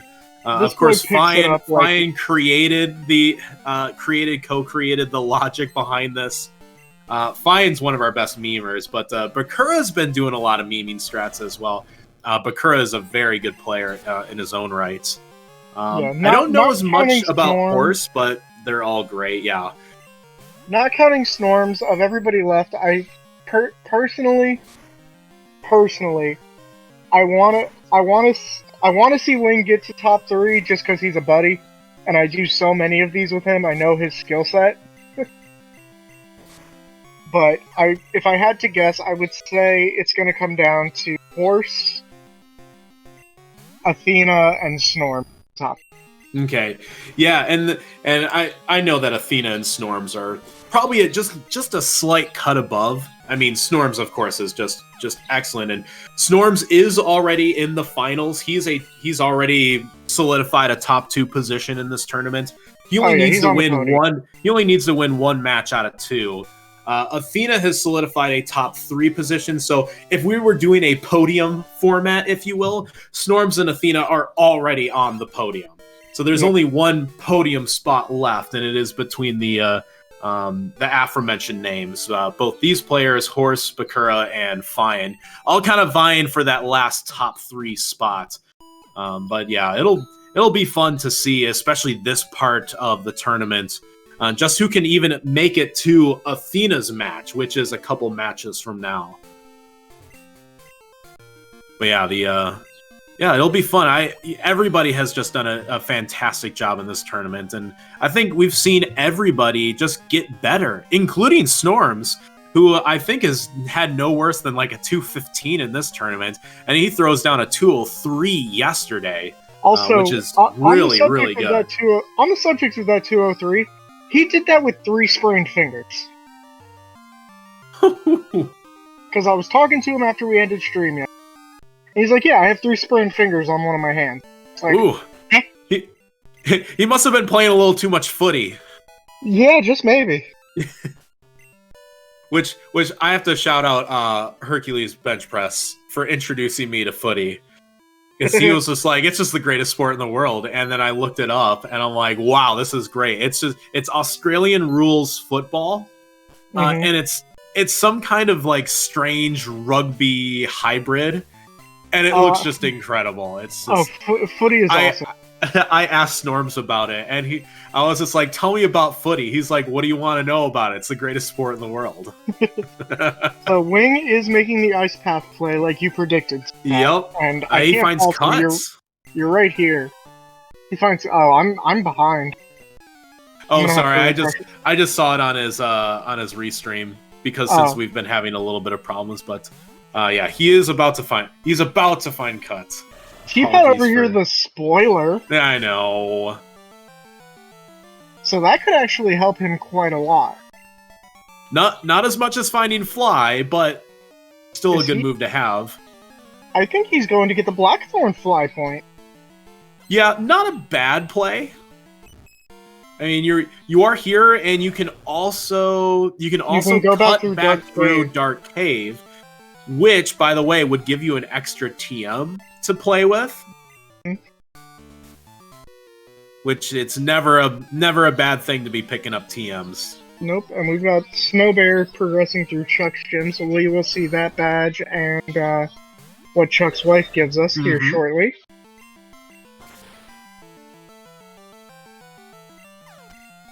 Geo, I think you're right. I think the time difference is very minuscule. So if you have good movement through Dark Cave, it's about the same as through Ice Path. You just need to know your way through Dark Cave. Which I think Wing has the maps anyways, so it's not the end of the world. I mean, he does always swag us anyways. He's gonna be a little disappointed. I think he thought he could fight Claire at this moment you gotta clear Rocket Tower for that. Yep. But yeah, he's going through Dark Cave. I like it. I like the play. Yeah. Show us how it's done. Little bit of bonking just to solidify his position. Yep. Which is a little down and to the left. You're gonna get on some land. A little bit easier to walk. There's your TM ball. Kind of helps light your way just a little bit. Straight from there, you're gonna be on now the violet side, which I think is a lot easier to navigate. He did already pick up the item ball in Dark Cave on this side, so... But yeah, he makes really quick work of that. Yep. Also, smart of him to realize that he couldn't go through the cut bush just yet. Yep. He thought about it for a second. Honestly, I would have too. I would have been like, "Oh yeah, I have cut. I can't use cut yet." I would have made it. Snowbear just starting the Chuck fight, which can be notoriously easy. He only has 2 Pokemon. So it looks like Wing is gonna opt to go to Rocket Tower.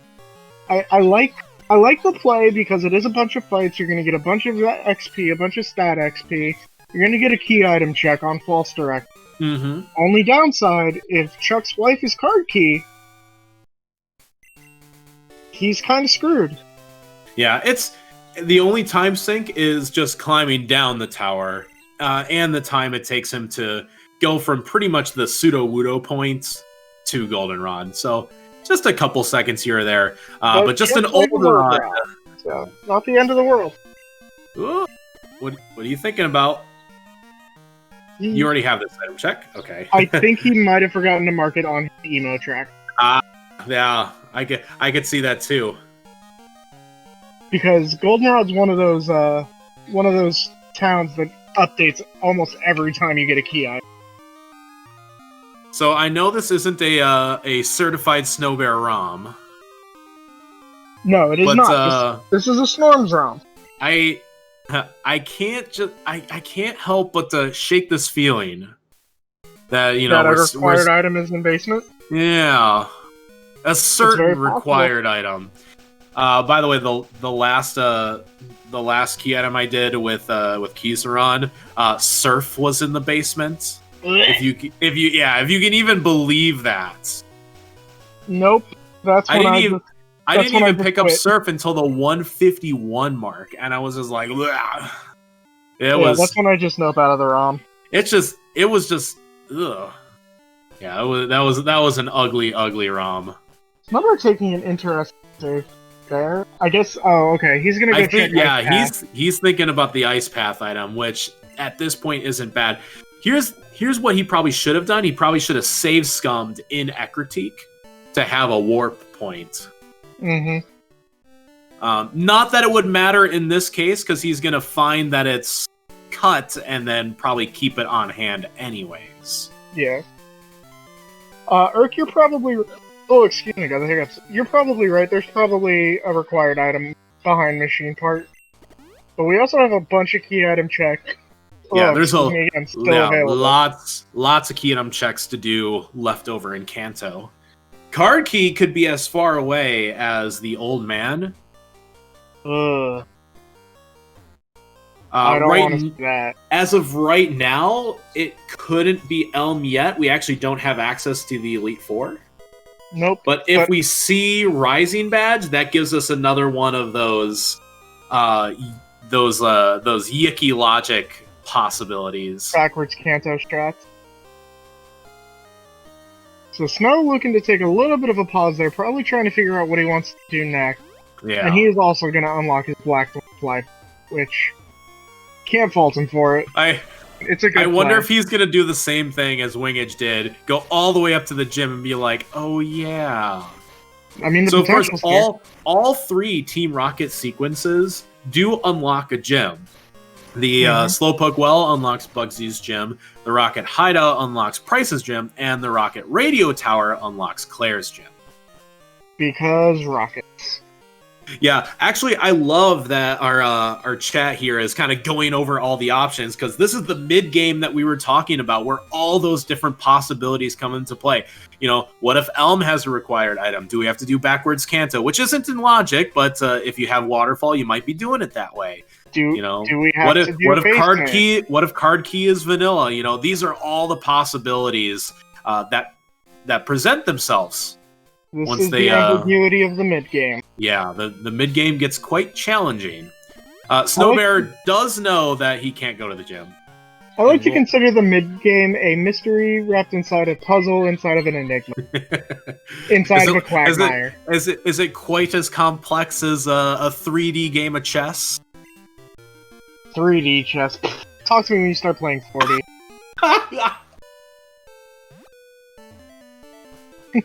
Snowbear I just had to sass you a little bit there, too. Snowbear a little lost. Oh, there he finds the item ball to guide his way. He actually skipped it, which is a TM.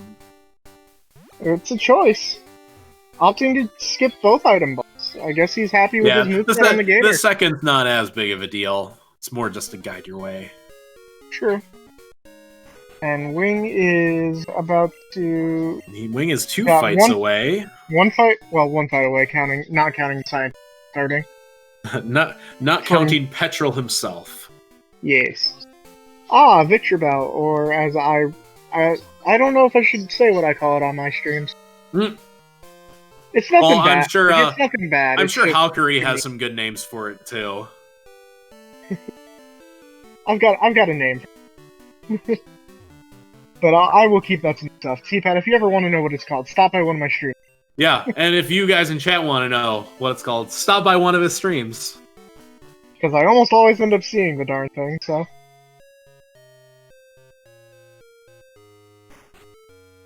So wingidge is starting the Petrol fight, or the False Director, as it's still called in Gen 2.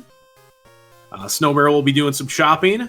Probably a good opportunity to do that, because, again, X items are so powerful when you get to Kanto, and they've gotten plenty of money up to this point, so probably just a pretty good idea to dump what you don't need.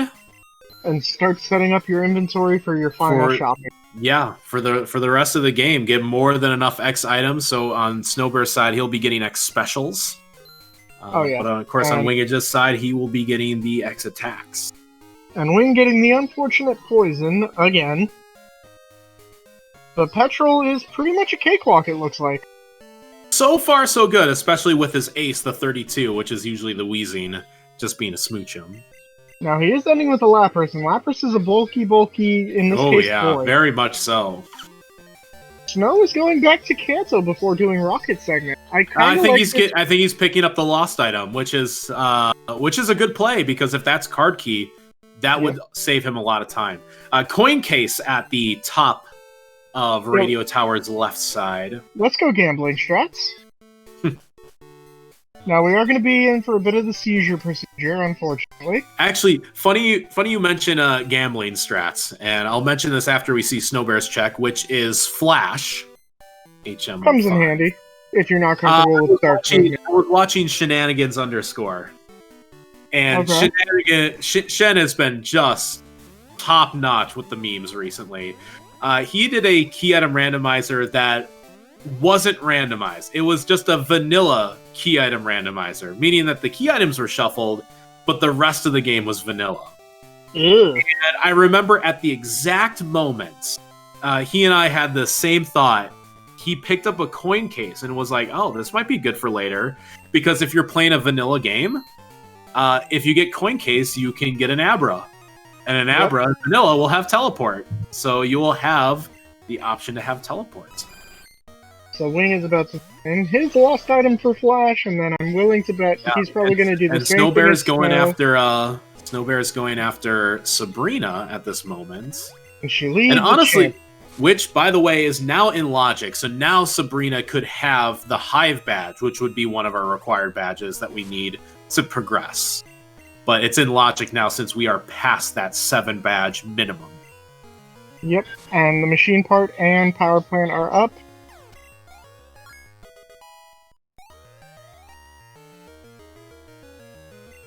So in terms of overall badges, Snowbear has done more, but Wing has done more plot progression. Yeah, it's a bit of a divergence here. Plot. Yeah, because Snowbear has taken care of Signwood, but Wing has taken care of the first half of Rocket, and that's the divergence right now. Yep. So yeah, if Snow wants to do Rock Tunnel, he can. I'm fully willing to believe Wing is going to do it blind anyways. Right. And actually that's the funny thing. So one of the logic progressions when it comes to, by the way, Hive badge on Sabrina, which is an excellent find for Snowbear. So we now they don't have to do blind Rock Tunnel anyways. Nope. But to get to the machine parts, we do need access to either Flash or Cut. Cut if you go from the Cerulean side, Flash if you go from the Lavender side. And Flash, while not a required item, is a logic item to go through Rock Tunnel. The game will never force you to go through a dark cave like Rock Tunnel blind. However, a lot of our players are good enough that they're like, I'll do it anyways. I mean, let's be real. I'm not even good enough and I still do it. I always look at a map myself, which totally fine. Totally legal that you look at a map. Maps are our one allowed piece of external information. What, we don't all use RNG manipulation programs? I mean, no comment. You don't know what I do. Yeah, so wingidge also getting the Hive badge and realizing that going from Cerulean is going to be the much faster way to head on out towards the machine parts. They do have the machine parts, so they can just fix it in one fell swoop. I mean, for the swag, if you really want to do it, you can go south from Power Plant to go get your expansion card and do reverse blind rock. That is such a pain. I only know the routing one way, right? Even with the map. Honestly, wouldn't be bad either way, because if you do decide to go south through Rock Tunnel, then you're in, especially since you don't have fly. That's an exploding Seadra on wingidge's side. Wow! I mean, he'll just switch to the auxiliary. What fight is he on right now? Don't know. Did he hit the optional? No, it's the trainer with the 2, I think. Ah. I think he just didn't show explosion on Snowbear's screen. Fair enough. Yeah. Just going ahead to revive the Grand Bull. But yeah, if you go south through Rock Tunnel, you're in Lavender Town, you can get the expansion card. Then you can go through Route 11 and go to wake up the Snorlax from the right side. And then you're in Vermilion, which they need to do stuff there anyways. One, there's a key item check, the fan club. And 2, you can fight Surge. Yep. Ooh, Snowbear having the unfortunate thing of he went a tile too wide on the rotator, And since the repel ran out, it killed enough frames that he got hit by his second optional of the day. That has happened to me more times than I care to admit. Yeah, you gotta be clean with that rotator pass. Yeah, that movement's a little rough. And Wing is gonna do what I suggested. Yeah. He's going south through a rock tunnel. I like the play. He's gonna teach Flash though. And immediately forget that he can't use it. Oh my god. Yeah, because the Zephyr badge was on Chuck, wasn't it? Yep. So he's gonna have to But do this, you know, slower way. Yeah, he's gonna teach it anyways. It'll still come in handy for Mount Silver. And I know Wing knows this routing well. It's not going to be the end of the world for him. We're going to get our bye-bye a go-go over here on Snowbear's side. Yeah, the quote-unquote rocket cutscenes are some of my favorite in this game. It's a super rock. Someone was fishing in the gym and they realized they couldn't fish up Pokemon in the gym, so they just threw it in the water in anger. I mean, if you're right and you're wrong at the same time, because in the anime, so bad. There are water-type pokes in the gym. Ooh, and Wing getting hit by that rope. Yeah, and that rotator has some strong vision, so Wingidge hitting his first optional of the day. Yeah, second. Yeah, you gotta get out of his line of sight pretty much at all costs. Yeah, when I'm doing that pass, I'll take one more tile to the right and then go down, trying to go straight down. I think he's got 5 vision. Yep, it's one short of Max, because Max vision is hit you off screen, but his is only on screen vision. But yeah, 5 tile vision is quite strong. Eats his carrots. Yep. Unlike the other hiker who does not eat carrots. A lot of the rocket scientists have Max vision, and it's because they got their glasses. They can see you from across the screen. My glasses. Hey, don't make fun of glasses. No, I have no problem with glasses at all. No, I'm wearing glasses right now, as I've always done. Makes me look smart on television, doesn't it? Well, since you don't broadcast a specific state, buddy, I don't know. But if your Twitter's anything to go by, yes. And Wing forgetting he's gonna have to load up the Poke Flute again. He's done this before. Yeah, because you technically do enter Vermilion City, which changes the music.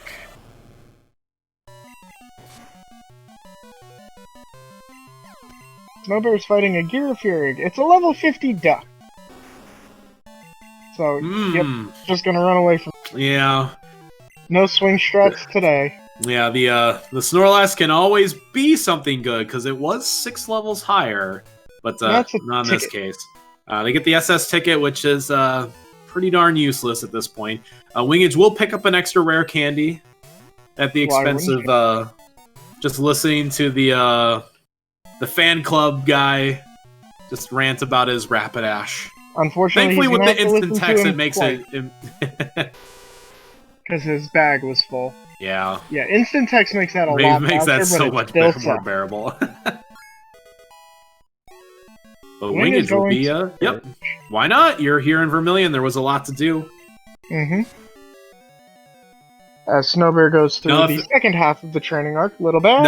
Now, if Wingidge wants to be really spicy when he's here, he could go through Diglett Cave and check what the old man item is in hopes that it might be Fly.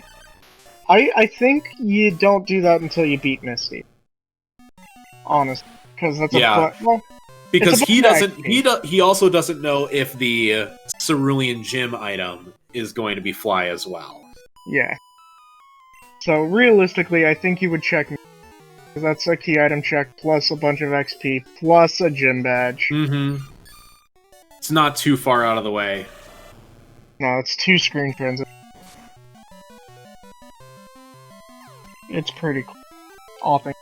Yeah, you could definitely save Scum from Vermilion and just warp back if it's not. But we're kind of getting down to it. This is what we would consider a late Fly round, as we have fought most of the gym leaders and only have a couple item checks left. We only need one more item for go mode, and then we have one more item for what we want. So We want fly, but it's not required. So between the knowledge of both screens, fly could only be the old man, it could be Elm, it could be basement, or it could be finishing the rocket sequence. Correct. And I think that's it. So just 4 checks. Yep. I can tell you right now, Wing is not doing basement unless he has no choice. Yeah. I know he says his as most his people. thing I mean, I'm doing dumb checks, but like and those I'm sure 11 Snowbear's in fights are that gonna boat kill as you. well. Yeah, it's especially since they don't have card key still. So card key also has to be one of those 3 checks because of course it can't be the last item in Rocket Tower. They are getting down to it. I mean, card key could be on Elm. And honestly, you'd rather check Elm than check basement first because those are all required fights anyways. There's almost no investment into checking Elm because you have to do all those fights anyways. That's the Rising Badge. You beat me, I give you a Rising Badge! Yeah, basement is always the I have no other checks left. I'm screwed. The more I think about it, here's the save scum strat. No. Ooh, I thought he was gonna go through dig a cave and use that as his work point. He's gonna show off the underground path, which I like. A lot of people forget that opens up once you fix the radio tower or the power plant. Oh yeah, I forgot about that too. I think what he's going to do is he's going to check Misty, and if it's not an item he needs, he's going to reset and check the old man. Actually, that's not a bad play here either. Misty is Marsh. And wingidge is getting the super rod, and he will reset. A reset, so I'm not even going to waste. And he technically doesn't have it anyways. Yep. So now he's headed through time to mark it. And Snow's gonna be doubling back. It's one of those things where you wouldn't mark it on your board, but you would mark it on your tracker just so you know that you've cleared it. Oh yeah, for sure. Snow's going to do Erica, which I like. By the way, we're just gonna have to be careful here. This rotator is a monster. So many people hit it. All right, old man, what do you got? Old man has the clear. Oh, basement is pretty much going to be required. It looks like. What's Wing doing? Yeah, it's so card key. Card key is down to basement or Elm. And honestly, at this point, I think I just check basement. And the fights are lower level. You're going to get through them way more consistently. But remember, they're also looking for fly, and fly could be either of those plus the end of the rocket sequence. I personally would check Elm first. No question about that. Pretty much just do all of the required fights I have to do. If you're prioritizing fights, you're not wasting any time. You have to do those fights anyways. Also, casual reminder to anybody who does not know. If you take the SS Aqua for the first time from Vermilion, every trainer that ever exists on the boat spawns. Yep. So your standard routing gets a little weird. Yeah. You just gotta make sure you dodge the burglar most importantly. Yep. But yeah, it's I would say fight Elm, and just do all those other checks. So for Wing, he's actually gonna go check. He's checking Chuck, which is why he's taking the ship to Olivine to just deposit there. But on Snowbear's side, he also doesn't know that the old man isn't fly or card key at this point. So they have different info at the moment. But us as commentators and as viewers, we have the combined info now. And at this point, I would say Elm is your first check. It is very minimal investment because you got to do all the other fights anyways. You're taking care of the Elite Four, which is about 6-7 minutes of doing that, but you have to do it anyways. And the only investment that you have is pretty much just biking from your front door to Elm's lab and maybe Rival 1 if you don't get Fly. So, You mean the true champion? the true champion.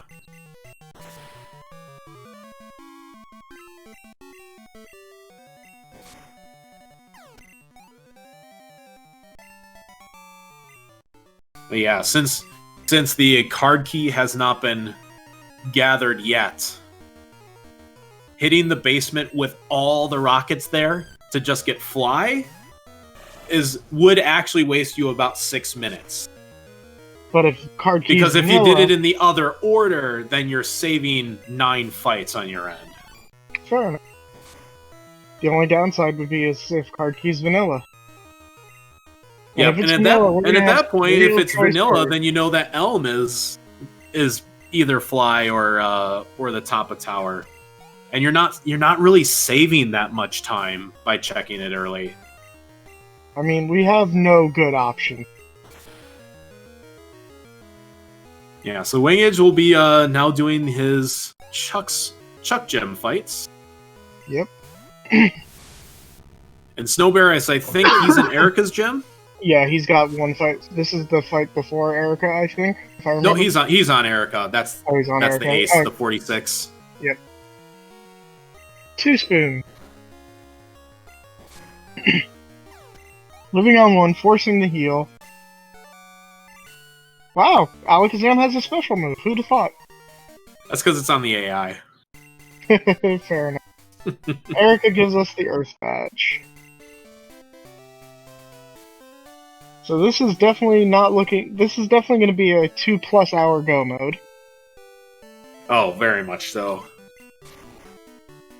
Yeah, just missing that one item, the card key, which is down to, again, as far as we know, down to 3 checks. Yep. And as far as Snowbear knows, like 7 checks. I think yeah, he's got quite a few more. He's still got Fan Club. He's still got Old Man. He's forgetting that path doesn't open. Yeah, that path was never plugged in. That path's just like, yeah, I'm here. Check the sign just to make sure, which is kind of funny, because it does tell you that it is closed indefinitely. Snowbear taking some interesting routing. But he's going for the expansion pass, which also clears up the Fan Club item. Yep. It's just, he did the top routing in Saffron, which is weird to me. I almost always do the bottom. Because it gets you closer to the transition point.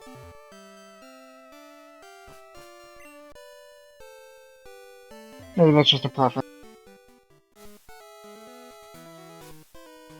So he gets the expansion card. Yep, Route 11 becoming the new standard here. Oh yeah. Ooh, excuse me. Oh, you're excused. There is no excuse for me, but thank you. Oh no, I had a cup of cold brew coffee this morning to wake up. I got a nice night's sleep last night. You with your dirty bean water. I'd rather drink my dirty leaf water. I like both, to be honest. Am I weird for saying that I like coffee and tea?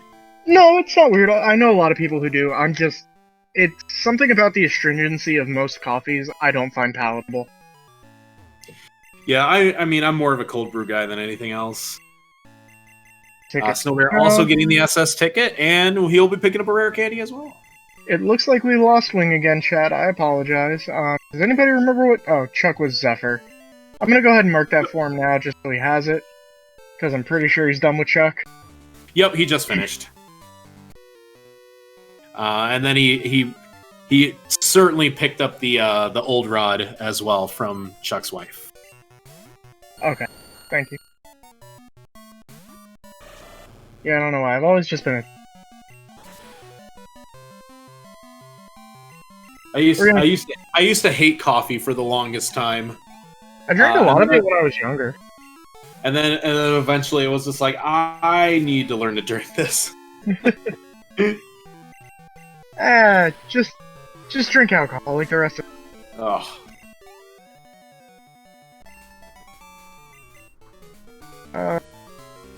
If that's not the last poke, Snowbear's about to take a death. Okay, it was. Thank goodness. Because he was perished. Yep. That can always be a little scary. But The song of your people is always got dangerous. that taken care of. I'm going to grab a soda while Wingage makes his movement back to Goldenrod. And as Snow finishes Surge, Surge gives the Rising badge, so I'm gonna mark that preemptively, and if he takes a wipe, I will unmark it. Oh, I got it because I got the tracker up for you. Oh, I just marked it. It's not the end of the world. I just have to walk away from my computer.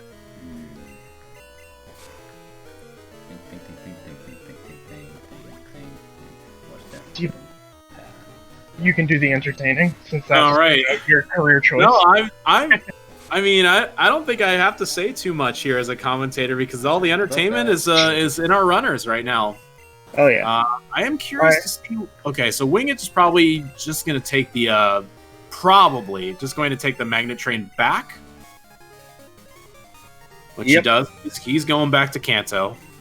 I mean, at this point, you can full clear it, so why not? Yeah, why not? Just head on over towards. And even if you don't want to full clear it, go clear Erica, get her out of the way, do Brock, and then go do E4 before you worry about playing even at the minimum. Which I think is what he's. Yep. Yeah, that's a pretty smart play on his end. Mm-hmm. So he's heading towards Erica, and we've seen Snowbear heading into Pewter City, and Snowbear will be hoping for Fly or Card Key, and yet again be quite disappointed. Snowbear also doing the stutter step on that rotator, picking up his clear bell. That rotator is like the great equalizer. If your movement is not perfect, you gotta have clean movement. If you're perfect to get to that cut tree and activate it, the best way is to just go straight up and to the right. It looks like Snowbear is thinking the moment. Because he's like, I don't have Card Key, I don't have Fly, what do I do here? He's probably debating, do I go do basement or do I go do E4? Yeah. At this point, usually I like to do a lot of my thinking while I'm doing fights.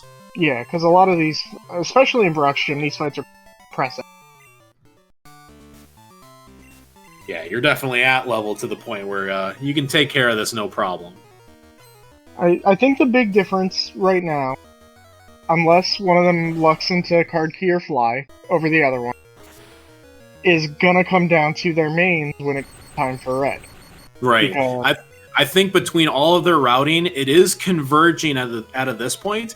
I think Snowbear having done Chuck earlier, because Wingage had to go very much out of his way to go back to Johto to get Chuck, get the extra key item check. I think that costed him time just in terms of efficiency. So Snowbear probably has a slight lead in terms of both progression and level, but Wingage probably has a slightly better main and moveset right now. But it is very close. I mean, Wingage also making the play to take the train instead of just taking the boat at Olivine was interesting because the time it takes to take the boat after taking the boat is faster than the time it takes you to move all the way back to the train. Right, but he did have to invest taking the boat in the first place. Right. Which I think costed him a little bit in the long term. True.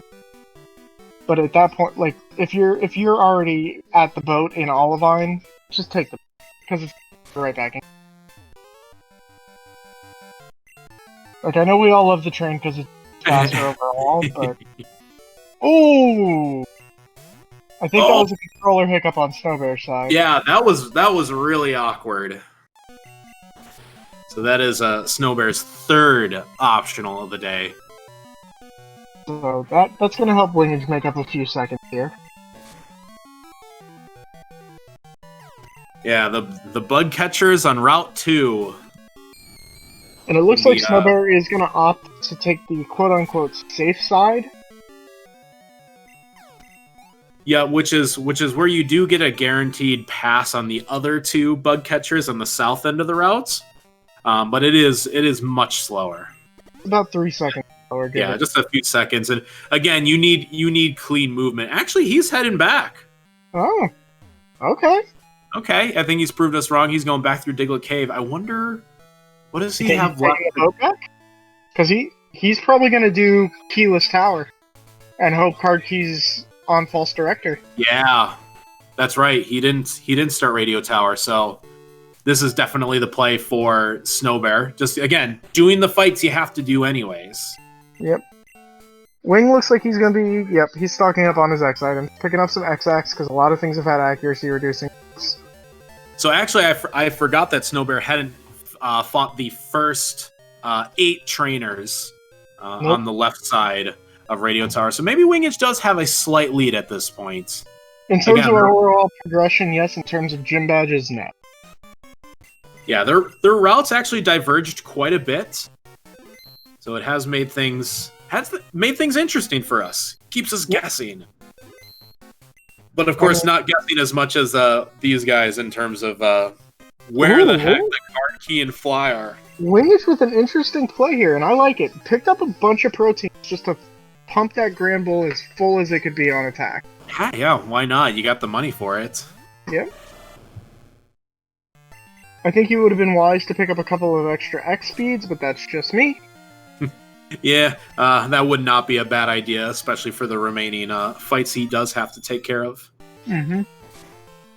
Especially because of his name. While Grand Bull hits like a truck, it also moves at the speed of an 18-wheeler trying to get stuck. If you've ever been stuck behind one of them, going on the on-ramp to the interstate, you're like, man, get on with it. Alright, Wing, where are you going? Oh, he hasn't done Misty yet. Yeah. So that time save he's getting from Snowbear having to do Rocket is he's got to do the same this way too. I mean, it's 2 less fights, but it's a lot of movement.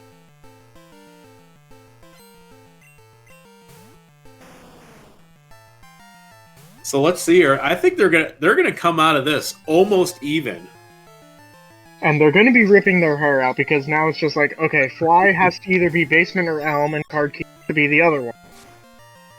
The only item we haven't seen yet, unless I'm wrong, is the Mystery Egg. I believe you're right, yeah. Which means we're guaranteed to get it. I'm analyzing the tracker, because we're looking for Fly, we've seen the coin case. Yeah, so the Mystery Egg is one of in that pool of 3 remaining items. Between Elm, True Director, and Basement. So if they do E4 and Elm does not have Card Key, it has to be vanilla. That would be just such a gas if Elm had the Mystery Egg all along. That would be fun. And not only would that just be hilarious, that wouldn't be not hilarious knowing that Card Key is then Vanilla Basement and Fly is the very last item they're going to pick up. However, it would be very apt, because Snowbear has given a lot of required Basement seeds, so for him to end up with one himself? Yeah. Bit of vindication, buddy, in chat. And for all of us runners who've been in the tournament. Yeah, I don't think I've seen a very good Logic seed myself in quite some time. I mean, after Surf Basement, I was like, boy, we need to get something a little bit better than this. T-Pad, if you want a cursed Logic ROM, I can send you the one Geo made for us last. Hard pass. No, thank you. It was rough, dude. Yeah, it was freaking rough. I gotta say though, I think Surf Basement was probably one of the roughest seeds I've ever seen. And it wasn't even easy to warp around because we didn't have Fly for the longest time either. It was just a little difficult. And yeah, Gio, you're not wrong. It was just that whole ROM was just rough in and of it. Yeah, mains are one thing, sometimes Logic is another. And then lastly, it's the TM availability can always screw you over, which is what happened with my beautiful Dizzy Punch Vine Whip Machamps.com. And then there was literally no physical TMs until Victory Road. Ugh. Which was Drill Peck, but by that point it was like, man, I got 13 badges already. Yep. Yeah, so Snowbear got 2 fights left until he is disappointed with the False Director item. Wingidge, I believe, is also only about like 2 fights. 2 fights Misty. And Misty. And he's gonna have to do They're gonna come out almost even in terms of total fights. Yep. Snowbear is just ever so slightly ahead, having done 2 more gyms than Wing at this point. Snowbear having done Brock already, but I'm willing to bet immediately after beating Misty, Wing is just gonna go do Brock, Blaine. Or at least go do Brock and go do E4. Yeah. Oh, excuse me. Smokey, no! Yeah, this is one of those scenarios where if you're routing without Fly, assuming it's in the basement, you might be able to make it work. But it still just might be eventually worth the investment to just do it anyways. It's just gonna say, Fly is literally just there to save time. Yeah, and you always hate to waste time to save time, and then wonder how much time did I actually save anyways. Yeah. Now, if they had opted to do basement super early and Fly was there, then that investment would be worth it. But. And there is the coin case on Snowbear's screen. And I'm sure hair has been removed from his somewhere head. in the west coast of the United States. He's probably got a bald spot now. Because if I'm one of these runners with this ROM, yes, I've got a good main, that's great. But the logic is probably causing me to pull my hair out. It's just the late end logic is so crummy. And it was let's see where Snowbear the late end logic. I think it was more the mid game logic because it was so ambiguous. He's thinking about it. And he thought about it. I mean, you have to be thinking about it.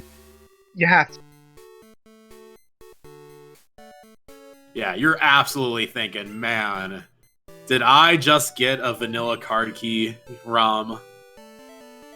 But Snow does have the bit of an advantage in terms of movement here because he has already fought Brock, so once he goes back to Pewter, he can just go down to Viridian and go to the E4. Yeah, and in fact, it's Diglett Cave drops you off in Route 2, so he's already halfway. Halfway there! Already halfway there. And we got the Marsh badge on Wingidge's screen. We do. So they are now tied in fights. Nope. It's just I think it's just movement. Snowbear's actually 2 fights ahead. Oh, because he's finished Brock already. Yep. And opting to go the faster way instead. I guess after the incident with the bug catcher, he's just like, yeah, screw it. These bug catchers are pretty easy to dodge as long as you just stay to the left a little bit and move right. There. Yep. Yeah, and he's just heading straight to the E4. I mean, I would, at this point. Like, I need card key more than I need badges because I can't finish the game without it. Very much the priority. And finding a Magmar! Because he forgot to repel. I know that feeling.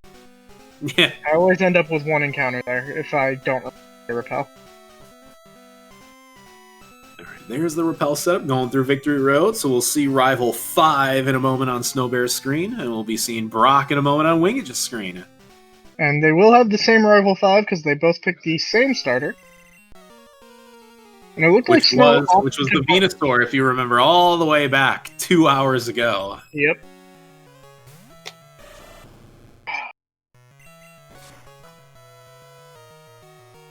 Rival 5's leading a Clefairy as Wing is starting his Brock. Alright, T-Pad, I figured out a way to beat the game. Okay, I'm listening. Brock through walls. Rock through walls. To anybody who doesn't know what that glitch is all about, go watch a Pokemon Gen 1 speedrun. It's amusing. Shen was doing that the other day. I think he was doing catch 'em all in order. Like, Dex order or Pokerap order? Dex order. Nice. Which, of course, you have to do glitch, so he just does the Brock through walls glitch, and then does a bunch of menuing that I don't understand. It's a little bit beyond my comprehension. But the desum manipulation? Not even desums, because I understand desums. It's just the glitched encounters, where you just do a bunch of menu underflow. You know, you toss some items, and then certain numbers all match up, and ta-da, you have an encounter. And it's like, neat. Yeah. I think he gets like a level 242 Blastoise at some point, and it's like, neat. Do you know about the Gengar glitch in Gen 1? I do not. Okay, so I will explain that one to you. That one's actually really easy. When you are leaving Viridian Forest, you, the very last bug catcher. Mm-hmm. It's not frame, but it's pretty frame specific. The moment the trainer, that last bug catcher, sees you, you open your menu and pop an escape route. The escape route animation will go, he'll see you, you'll get in the fight, beat him, and as you're leaving Viridian Forest normal way, the very last tile of grass will spawn a level 1 Gengar. But the moment it gains XP, it jumps to 100. No. Nice. Yeah. Gen 1 is interesting. Gen 1 is a hodgepodge of spaghetti. It's also a miracle in programming to begin with. But that game should not run. Yes. Okay, so now we've seen the routes officially converge, with Snowbear ahead by 1 fight. Yep. But yeah, Gen 1 is spaghetti code the game, exactly. I honestly think the main is going to push wingidge through E4 fast. Crystal's a little bit better, but it's still pretty spaghetti as well. Oh, miss, we're nowhere near the end. We're still looking for card key. Don't worry. Yeah, we've still got some time. We late have fly, late card key. So I would say that we have a 1 in 3 chance of card key being vanilla right now. Yep. I would say that a respectable average time for our runners in this tournament is about 2.5 hours. This is probably looking to be about a 3-hour. Ooh, yeah, this is probably closer to the 3-hour side. Because we still have the E4 to go, which these players are working on now. We still have to finish the right side of Radio Tower, which is 4 fights. Claire's Gym, another 5 fights. And for both players, they still have to fight Blaine and Blue. Oh, yeah, Horse, you're right. It's 50. I was still thinking of the True Director, but card key can't be there. Yeah, card key is 50-50, and and Fly is a 33% chance on 3 different items. Yeah, 1 in 3. 1 in 3.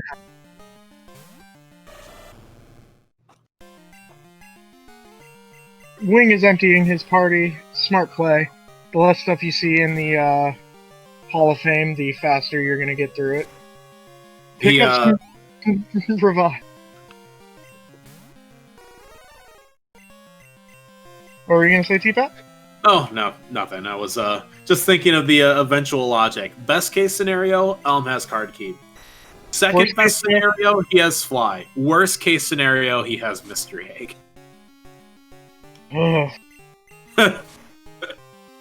Alright, so T-Pat, for the sake of chat, just for the sake of chat, which one of those 3 do you want to see? Which one of those 3 do you think we see? Yeah. Or which one would I want to see? Both. I mean, want to see is card key. I mean, bar none, I want to see card key. But so which one do I think they're gonna see? I'll be nice. I think they're gonna get Fly. So they'll save time getting to Goldenrod, but I think they're gonna have to do the basements. See, I'm full evil. No, I'm with Geo. I was just about to say it. For the sake of the bloodshed, I want to see the egg.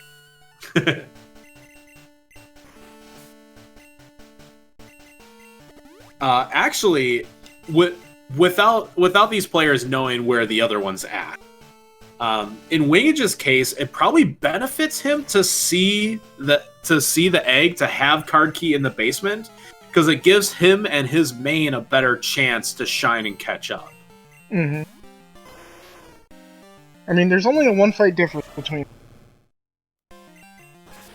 And I think red is the great equalizer. Alligator still holding on to Thunder in its moveset. Anytime that Snowbear uses a not 100% accurate move, and this goes for Wingidge as well, you're going to lose time every time you miss. And it's just those couple extra seconds. It's just who's going to have the better fight luck from here on out. And Wingidge has I think has a better chance to catch up with the number of fights that are left. But, this might come down to red and how we see these players set up. It is very, very close. Probably within about a minute of each other right now. Not to mention the fact that if you're these runners, you have got to be keeping an eye on that racer. Waiting for that dot done to... Oh, I usually don't even look at it until the very end. Because I like to assume that I'm in the lead. It keeps me more calm. Keeps my decision-making more clear. I don't want to make the crazy, risky play. I'm always down for plays. Looks like we're having a little bit of... It's weird, but, Wingidge's stream seems to have just slowed down. Yeah, let me double-check just on each of their individual streams. Yeah, he might be... Well, he's not dropping frames. The restream seems to have slowed on his end. Yeah, the restream has slowed, so we will be keeping an eye on the dot done through the Racetime GG platform, so that way we have accurate timings. Because as we usually mention right at the beginning of the stream, some of the latencies with the restream causes them to start at different times. One's a couple seconds ahead of the other, but it looks like it's a bit more severe on this particular stream. But don't worry, we will have an accurate result. Yep. We do this for you, chat. We are streamers of the people. Yeah, we wouldn't want to say that somebody won and then they only lost because their stream lagged more than the other. That would be a little bit silly. Yep, and that's an Acid Armor Dragonite. You hate to see it.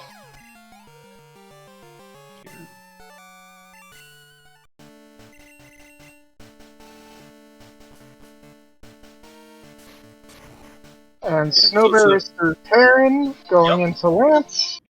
Which, by the way, Snowbear's stream is pretty accurate in terms of latency, just on the logistical side of things. Fair enough. Yeah, I know Wing is probably through his Bruno or his Koga fight by now. All right, so as we see Snowbear start on Lance and Nidorino lead. It's a pretty decent... Ooh, and it's got Charm. You're not setting up on this son of a gun. Yeah, if it's got Charm, you gotta either get it out of the way or decide to set up Special instead. Which I think that's exactly what Snowbear was doing anyways. No. Oh. Ben, you are also a person of the people. Yeah, we're actually... Just so chat is aware, Wingidge has actually just finished his Bruno fight. Okay. We saw him finish Koga on stream here, but he's actually a full fight ahead in terms of latency. So he just started Karen. So he's still about a fight and maybe a Pokemon or two behind. But Snowbear actually cleaning up the Lance fight quite quickly, who, by the way, has an Aerodactyl still. With conversion. Apparently, so, interesting. Misk, I can make it worse. The shiny was a Houndour. Alright, Snowbear's about to get his Hall of Fame check. Yeah, and Wingidge is still on the Karen fight right now, just watching on his restream side of things. Just so you're not missing out. He did get confused at one point, so he lost a little bit of time in that fight. So the fight luck actually going a bit towards Snowbear's side, just from what I can see through the Elite Four. But we will be getting the Elm check very shortly here. Also love that Elm calls you while you're right outside of it. Like, yeah, He's like, come on over. Oh, and he does have the Mr. Egg. Yes. Oh ho ho! All right, so Vindication! that was the worst possible logic. So we are actually going to have full key item check clears on both screens. Let's go. So which, by the way, Ben doing some great work behind the scenes, trying to get both of our streamers cleared out here. Yeah, we're I know we just went dark on you guys for a second there, but we're getting it fixed. Yeah, Snowbear's on Rival 1. Shouldn't be a problem. Don't worry about that. The final boss. Level 5 Lantern. But yeah, Egg on Elm, card key in the basement, Fly, the very last item we're going to pick up on the Director. So this is, they have quite a few fights left to go. I have a feeling we're going to get real choice. He is on Lance right now. He's on the dactyl, so he's about to. Well, remember, Lance. Remember the order in which Lance will send out his Pokemon is very different. So while Aerodactyl was the last one on Snowbear's screen, it was the very second one on Wingidge's side. Ah. It's usually the order in which the trainers send out their Pokemon is usually based on their move sets. I find out, like, if they have a super effective move for you, like, they'll send that one out. Mm-hmm. Got some decent AI, even though I don't exactly know how it all comes together. But yeah, worst possible scenario, Snowbear heading back to Goldenrod. Knows exactly what's going to happen from here. I have a feeling we're going to have some pretty grumpy runners at the end of this. So they've got 11 fights to take care of on their way to the card key. They've got the Super Nerd in the basement, Rival 4, and then 9 fights, which consists of 7 rockets and 2 burglars. So 11 fights on the way in the basement. And we still have gyms to do. Yeah, and then we got 4 more fights in the tower. We got the 5 fights in Claire's gym. Then Blaine and Blue, and then finally Red. So it's 23 remaining fights for Snowbear. Same for 24 for Wingidge. He still has Rival 1 to fight.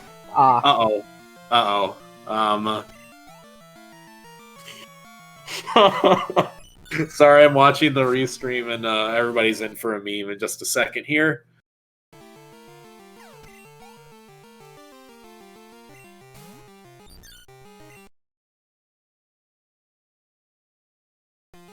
So, Wingidge opting to name his rival.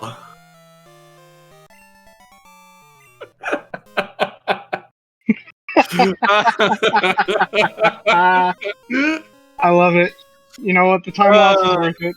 I think we're already having some grumpy runners right now. Honestly, that's probably worth it. That's pretty good. At this point. Yeah. So if you're Snowbear, and we know this, based on knowledge of the location of both trainers right now. If you're Snowbear, you are just hoping that Red is nice and clean and smooth, and you're not going to have any problems. And if Red's not a problem, I think Snowbear will have this in the bag. But it is close enough that it it keeps us on edge as viewers. I love it when it's close like that. Yeah, it is still definitely close enough to still go in either direction, but it might come down to Red or possibly Blue in terms of Snowbear's fight luck. Ben Wing named his rival Y. Just why? Why? The other thing that could be that favors Snowbear is how we go about the settings in the tournament here. And we have foregone a setting that most people use when they practice, because most of us want a bit of a challenge, especially when it does come to Red and to Blue. Usually we force fully evolved Pokemon on trainers at level 50 and higher, but that is not a setting in our tournament races. So we can have unevolved Pokemon on Red and Blue, which more times than not does help out our runners from getting walled on something that might be a little bit too powerful. So that does help Snowbear. The probability of red being difficult goes down significantly, but it's never a guarantee. I mean, in the race with Snorms and Athena, he had 2 or 3 babies. Yeah, and you just love to see that if you're ahead. You're just like, okay, this is no problem whatsoever. Mm-hmm.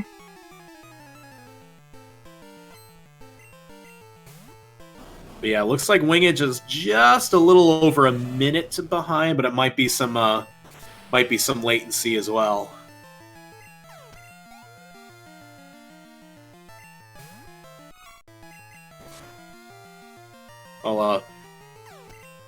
I'm actually timing out just how far apart they are at this point, so I'll have an update there in just a moment. But yeah, this is the time arc to the time skip training arc that we didn't think that we would need. But yeah, all of those rockets, every single trainer that you see in this sequence is required. Their vision is meant to pigeonhole you.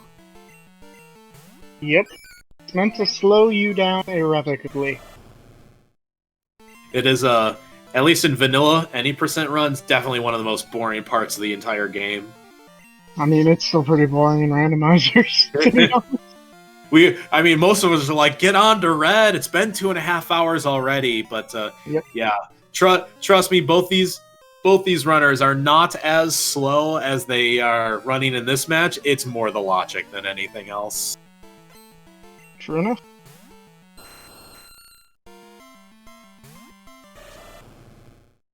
So I've also got wing stream up in the background. Just because we keep having the hiccups on his side.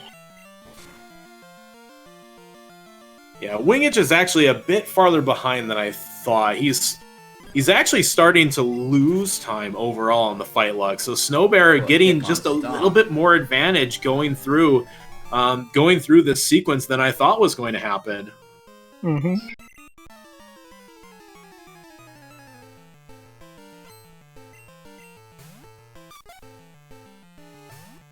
Snow's on his last trainer in this part. Well, there's a couple more still to come on your way to save the director. A couple, he says. A couple, he says. Boo this man!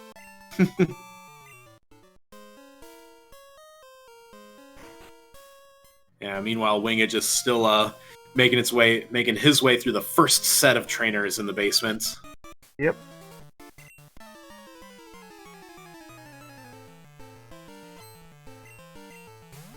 Yeah, there's just so many rockets that are just hiding around the corners. Oh yeah. It's another Alakazam. The upside to this is it's not going to be any cold fights. All these pokes are only mid-20s. Yeah, you are much higher level.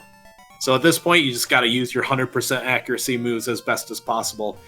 So wingidge is just shy of 3 minutes behind Snowbear. It was like 2 minutes and 57 seconds is how far apart they are. So Snowbear actually got quite an advantage going through the Elite Four. I know we didn't see as many of wingidge's fights through the technical difficulties, but Snowbear's fight luck was much better and much cleaner. So he pulled away by more than a fight now, easily. I mean, that doesn't mean blue can't slow both of our runners down. Correct. Blue is still difficult. You can go into blue with a level 55 poke. It's still going to give you... Yeah, it's rather interesting. I mean, Granbull is a fantastic Pokemon to run, and he has the great moveset. I'm just surprised that wingidge hasn't been able to claw back that time that I thought was going to happen. Honestly, I think this Gator just rolled really well. Like, I think this Gator's probably sitting on a really solid special DV. Yeah, I think I'd have to agree with you there. And a very solid moveset on his end as well, just as long as you don't miss Thunder as much as you would like, and you're pretty good to go. Psychic Surf. There's And the card key. There's their card key, as we knew was going to happen here. Yep.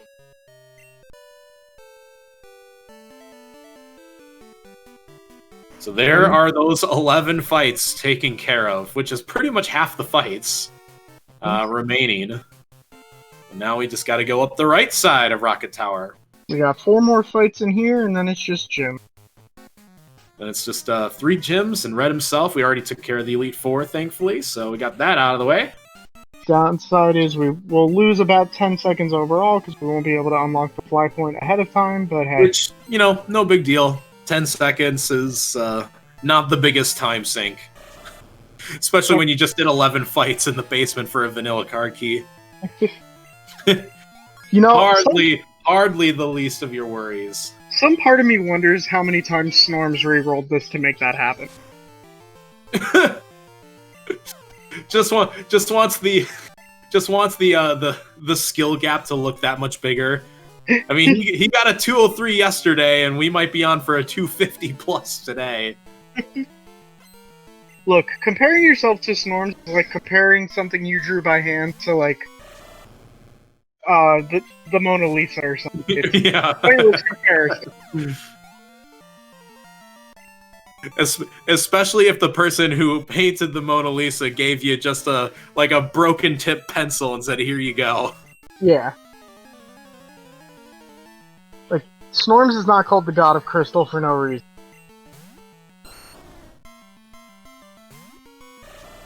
The man is a monster.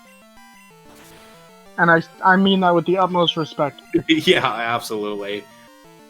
Yeah, Snorms, of course, awaiting in the finals already, so he'll be waiting for some time as we have quite a few matches before he even finds out who his next opponent is, defeating Athena yesterday in another great match. He got a 203, and Athena, no slouch, got a 211 in that match, so Athena holding his own, but, I mean, Snorms is just blazing through the tournament bracket. Snorms having won, I believe, 5 matches in a row? Yeah, 5 matches. So Snorms is 5-0 in this tournament. And he only needs to win 1 more to win the whole thing. I mean, we all expected that, to be fair. But yeah, he will have to await the winner of a lot of different matches. Of course, Wingidge's Snowbear right now is a elimination round 4 match. Winner of this one takes on Horse in the round 5. The other side of that bracket is Fian and Lord Bakura. They are racing tomorrow on the Randomania channels. That will be a 6 a.m. Eastern time matchup, which was, if I remember correctly, that will be noon Central European time, which is where I believe both of those runners are located. Much more manageable for the kids in Europe than the kids in America. I know as of right now, for all of us in America at least, we're struggling to find comms for that match. Yeah, I was kind of out. I'm like, that's 3 a.m. my time, and yeah, that's not gonna happen for me. Yeah, Snowbear asked me, I'm like, ooh, dude, 6 a.m.'s rough. Yeah, 6 a.m.'s legitimately in the middle of the night for me. So Snowbear heading up towards Claire's gym. Yep. So yeah, I just looked, and it's including this match, 5 matches before Snorms knows who he's facing in the finals. Mm-hmm.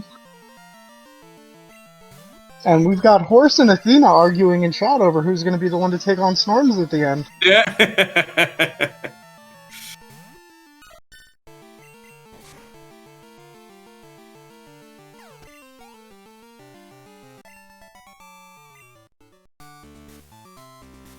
Yeah, by the way, I do have to extend a congratulations for Athena, at minimum top 3 in this tournament.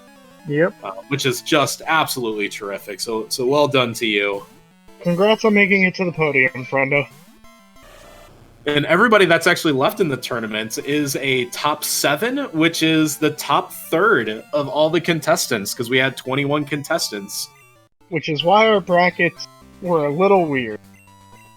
I actually did appreciate that it was a double elimination bracket style. Gives everybody at least a chance to get 2 matches under their belts, which is much nicer. Yep. Especially for me, because I had to face Snorms in the first round, and it was just like, well, I would have certainly hate to have to face Snorms and be like, okay, thanks for playing, everybody. Yeah. I mean, I still hate the fact that I got bodied so hard in both of my matches. But hey. Yes, I'll and take what I Wing can is finally getting fly, so now both runners have a completed key item card. And we just have the badges left to go. Well, Snowbear has a completed key item. Wingidge technically does. Oh, he just got fly. He just finished there. Eagle claiming the 7 billion way tie for 22nd place. Everybody who didn't participate, you're an honorary 22nd place.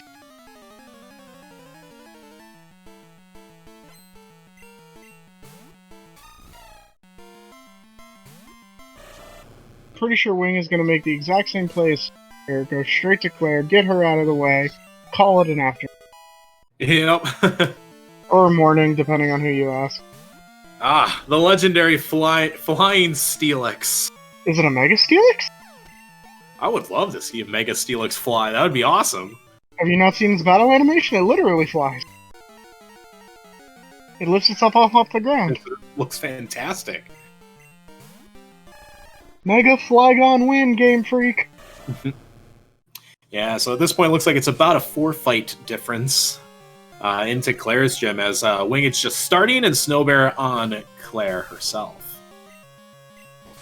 Claire doesn't have anything. Yeah, too decent bad amount of experience through this ROM since they had to do all the extra fights, as the Froligator already hitting level 60. 60 is usually about the average finishing level of one of these.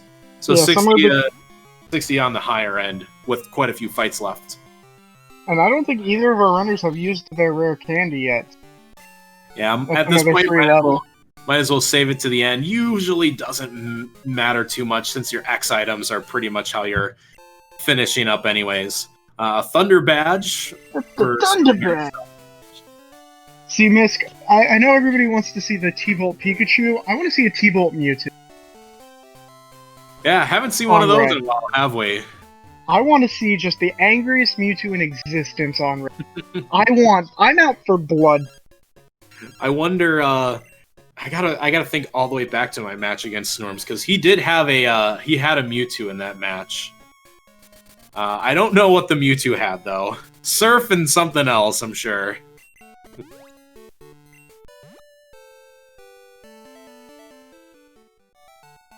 No, Ben, everybody's 22nd. Everybody. I'm not letting this take anything. Golf rules, everybody just has the T in front of their name. Pretty much. Also, that's something we haven't seen in this ROM. We have not been posed on by any of the unknowns today. Perhaps not today.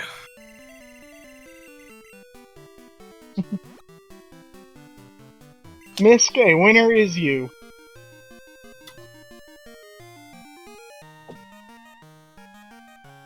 So Yeah, we've got some pretty good fight luck through Claire's gym so far, closing that 4-fight gap down to a 2-fight gap. Mm-hmm.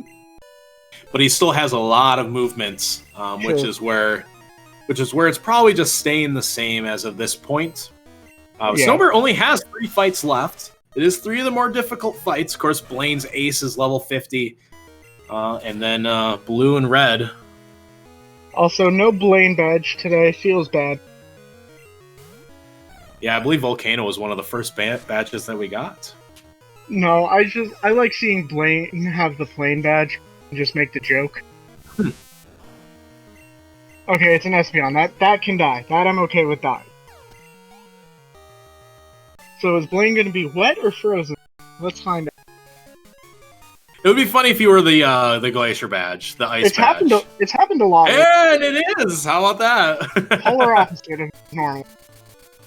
I love it when Price has the Volcano badge as well. Yeah, that's fun.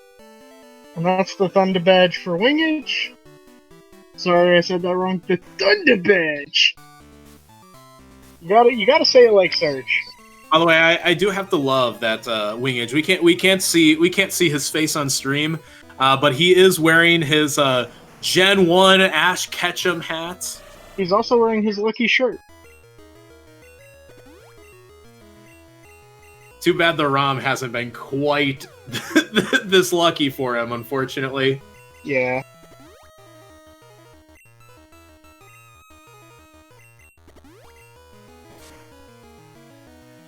As we see Snowbear starts the blue fight, a Kangaskhan lead.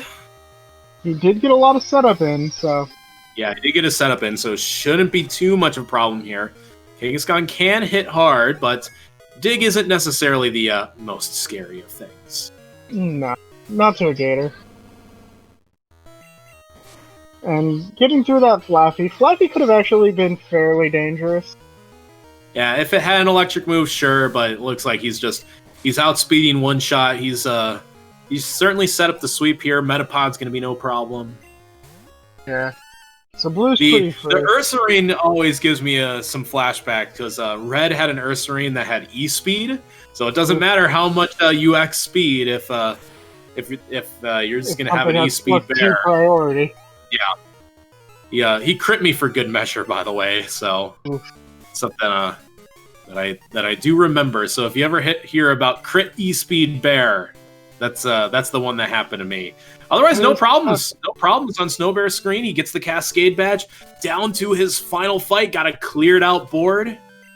So for the sake of chat, just because of latency, Wing has already gotten through the ride on Blaine. This is just a latency thing for your all's information.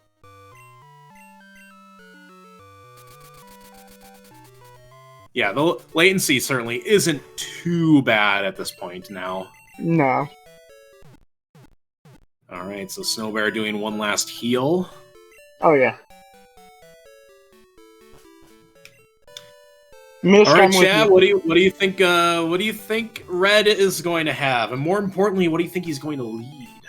I want to see a Mewtwo lead that has just nothing but super effective. I'm out for blood today. I don't know why. Somebody hurt me, I guess. I don't know. And we're going to see Wingage make his way back to fight Blue as well. Ooh, T-Bolt Zapdos. That would be fun to see. Tomo, you're right. You're totally right. Red's going to lead them all a while.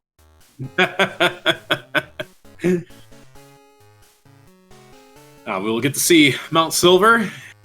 And it's a lit up glory in the first floor. Quote unquote glory.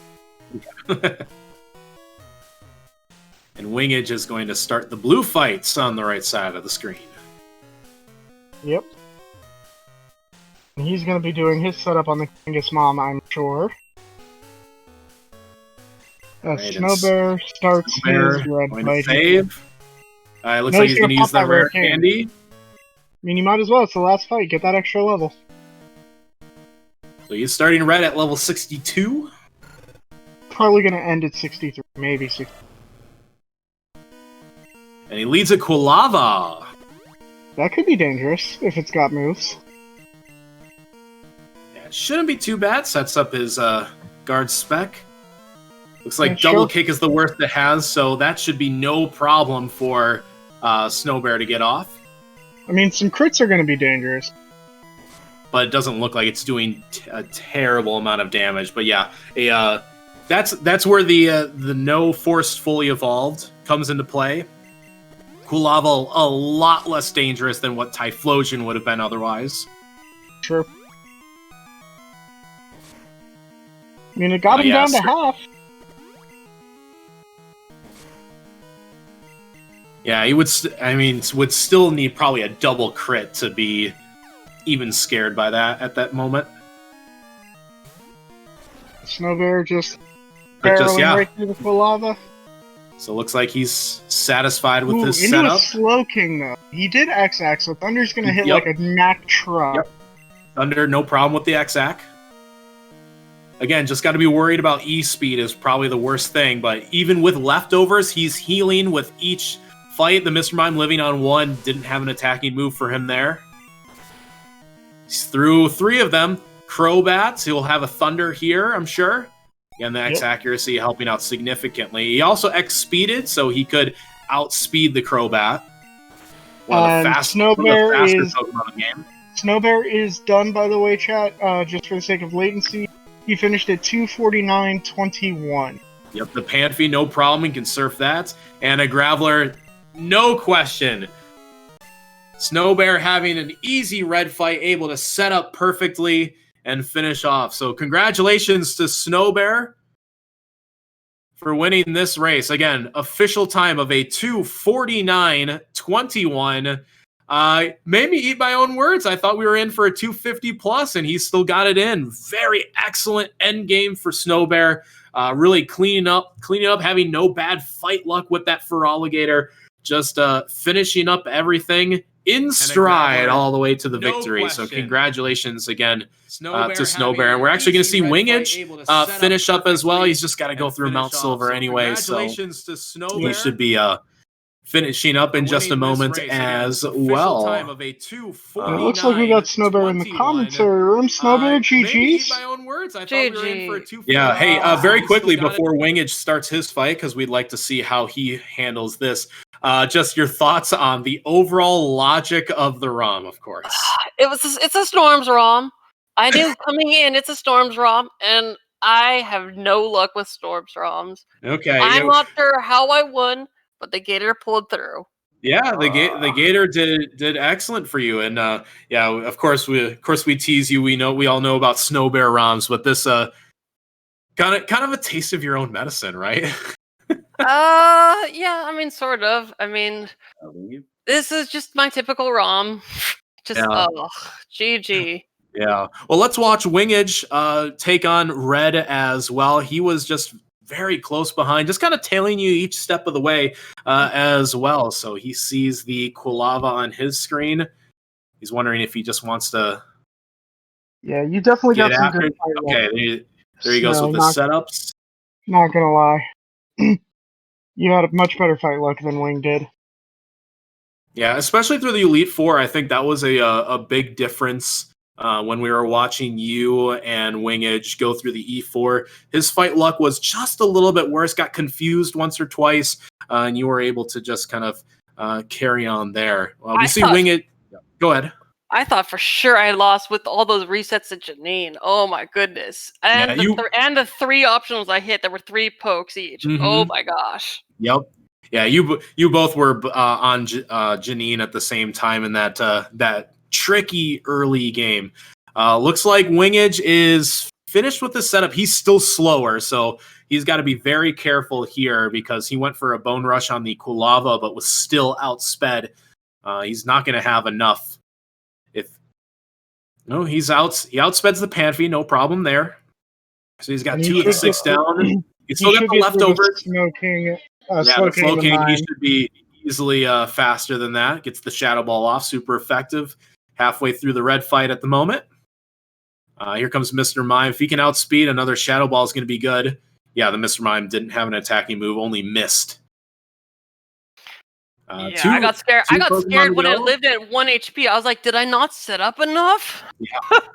Because I only did 4 specials. Yeah, double kick on the Graveler actually doesn't fully kill the Graveler. No, Graveler has too much defense. Yeah, too much physical defense. And then the final Pokemon for Wingage is going to be the Crobat. It'll be interesting to see what happens here. The Crobat had Bone Meringue. Didn't do a terrible amount of damage, but he's going to have to 2-shot. And Wingage is done with a... lives on the red bar, and he finishes off... 253.28. Yeah, congratulations and good game to Wingage as well. So we'll be talking to him in a moment. But Snowbear, I do want to continue your thoughts with the early Kanto ROM. You mentioned having to head your way to Janine. You decided to actually stick with the Feraligatr and not main switch to the Octillery. What was your thought Octillery process is terrible. I caught up as a backup, and I had no idea. I had no qualms about it. I had actually been talking to Storms about this earlier. And because I had done a practice ROM where I spent so much time just before I even checking the Super ROM, which was Squirt Bottle, just going in, and there was like I found all the encounters. He goes, it's usually not worth it. And I know the Gator's bulky. I knew it would be good enough. That's why I bought a bunch of X specials and things like that, because I was like, I'm probably not gonna find anything worth it. Might as well just stick with the Gator. Yeah, that ended up being a good play, and at least you checked Cycling Road, which sometimes can offer very good Pokemon. But yeah, it looks like Octillery was the best thing, because actually we saw Wingidge catch it, use it in the Genine fight, and then go back to the Grand Bowl once you did get the plain badge and knew that you could progress through Johto that way. We have Wingidge in here now, and Wingidge, first of all, congratulations to you. A well played game. So you actually had Rock Smash and got the level 15 Snubble right off the bat. How pleased or maybe eventually disappointed were you with the Snubble / Grand Bowl throughout this run? I mean, every single one of these tournament runs, I've run a normal type Pokemon. We've had the Dunsparce, we've had the Dodrio, we've had the Grand Bull. I'm a normal type trainer. Confirmed. I mean, I liked Gramble. It would You have had been a nice. really good Grand. It What had did the it have? it had Shadow Ball. I We knew I was got the going to get double kick headbutt. TM, right? Double kick TM, yes. But it came with a different fighting move ahead of time. I can't. Yeah, it had high jump kick. High jump kick. It learned high jump kick, but double kick's more. When you caught it, if I remember correctly, you had Bone Rush, Shadow Ball, and 2 other useless Bubble and something. It was Water Gun, not Bubble. Sketch TM? I did pick up the Sketch TM, but it was too late. Like, I was thinking about it, but it's like, okay, I've got a solid enough moveset. I had Bone Rush, Strength, Shadow Ball, and Double Kick. So I had a consistent physical set. Yeah. I had a special Gator. It had Psychic Thunder and Barrage. Yeah, no, I saw the Psychic, but I saw for Alligator, it's like, okay, that's a decent moveset, but it's like, Gator is actually one of those things that it's got about 100 attack, but its special is serviceable. The main thing is it doesn't die to special moves, which I think is probably what your problem was, besides your lack of speed. I didn't die to many things. Like, I didn't die to special moves. Oh. Most of my issues that were... Gramble almost never went down. Yeah, the Gramble... The only time it went down is when I told it to go down, when I wanted Death Warp. I don't know if you guys saw, but I was seriously contemplating teaching Explosion to my Feraligatr. I was just like, do I do this? We saw you thinking about it. That was the thing, is like, I was like, I'm gonna regret it if I'm gonna teach it, because I didn't think there was gonna be any good TMs. Yeah, that's no. I have to ask Wingage, because I just asked Snowbear this as you were just starting your red fight. Thoughts on the logic of the ROM? I know that you went a little out of your way to make sure to name your rival so that the crowd was aware of maybe some fist pounding behind the scenes. But your thoughts on that? If you can see my webcam, I am actually angry about this ROM. Oh my gosh! Boy, yeah. Just you asked horrific. for a dirty ROM. I said, let's get a clean ROM.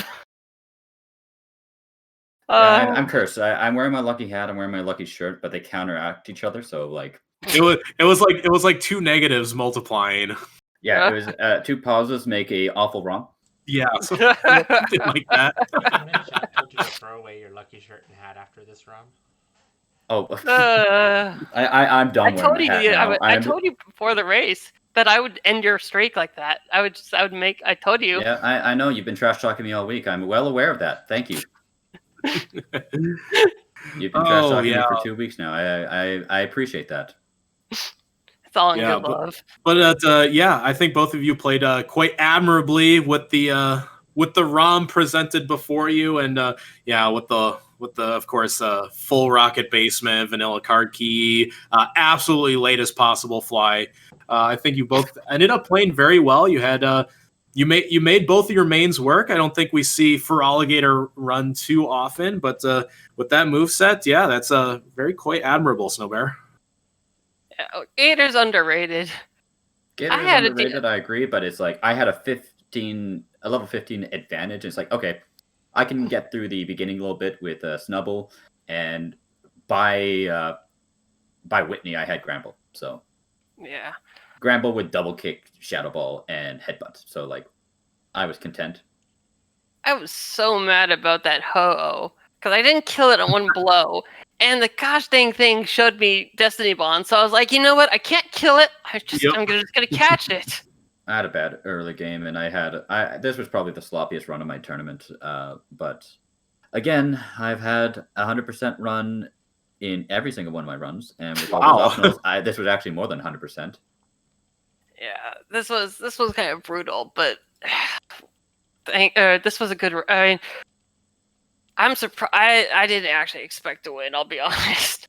I was looking at the clock around 2:20. I'm like, you did the vanilla rocket basement before me, because I'm like, I got to that point where I turned around. I did 100% run, and it's like, okay, both of us did. Yeah, it's like, okay, Elm, you better have card key, and if you don't have that, have fly, and you jerk. I had 100% idea it was not going to be card key, but I was like, just at least be fly. Just at least be fly. Nope. I think a commentator cursed you guys on that one, because when we were trying to guess what it was going to be, Teapot listed all the scenarios, and because, like I told you guys, I was out for blood today. I was like, watch him have the egg. Yeah, no, thank you for that. That's all. I was so desperate for fly near the end or progression that I'm like, I did my Vermilion save strats, save scum. Yep. Because it's like, okay, I did the fast underground pass to Celadon, nothing. Okay, well, we got Pewter open. Let's go to Pewter. Nope. Yep. Oh, you did that. Yeah. Wait, fast? Oh. So after he cleared the Snorlax, he checked the old man to see if it was going to be fly, and it still wasn't. Did you at least do Brock while you were there? God, no. No, he didn't. No. What? So here's the thing. If it was fly, that saves time to and from Cyanwood. Right. If it's not fly, then saves come back, and pray to God that it's vanilla fly. It wasn't. Oh, you hadn't done Chuck at that point. Oh. So no, you save scum at Vermilion. That was my logic. Save scum at Vermilion. Go to Cerulean. Nope. Go to Pewter. Nope. Okay, take the boat back.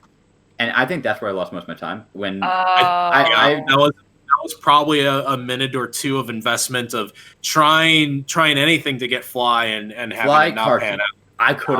I could have taken anything, and it's like I got hyper punished. And I think the biggest time loss was I already opened the boat, and I was trying to figure out the logic, so I was just casually going from Cyanwood all the way to the train. I'm like, I have the boat open. I realized almost at the train.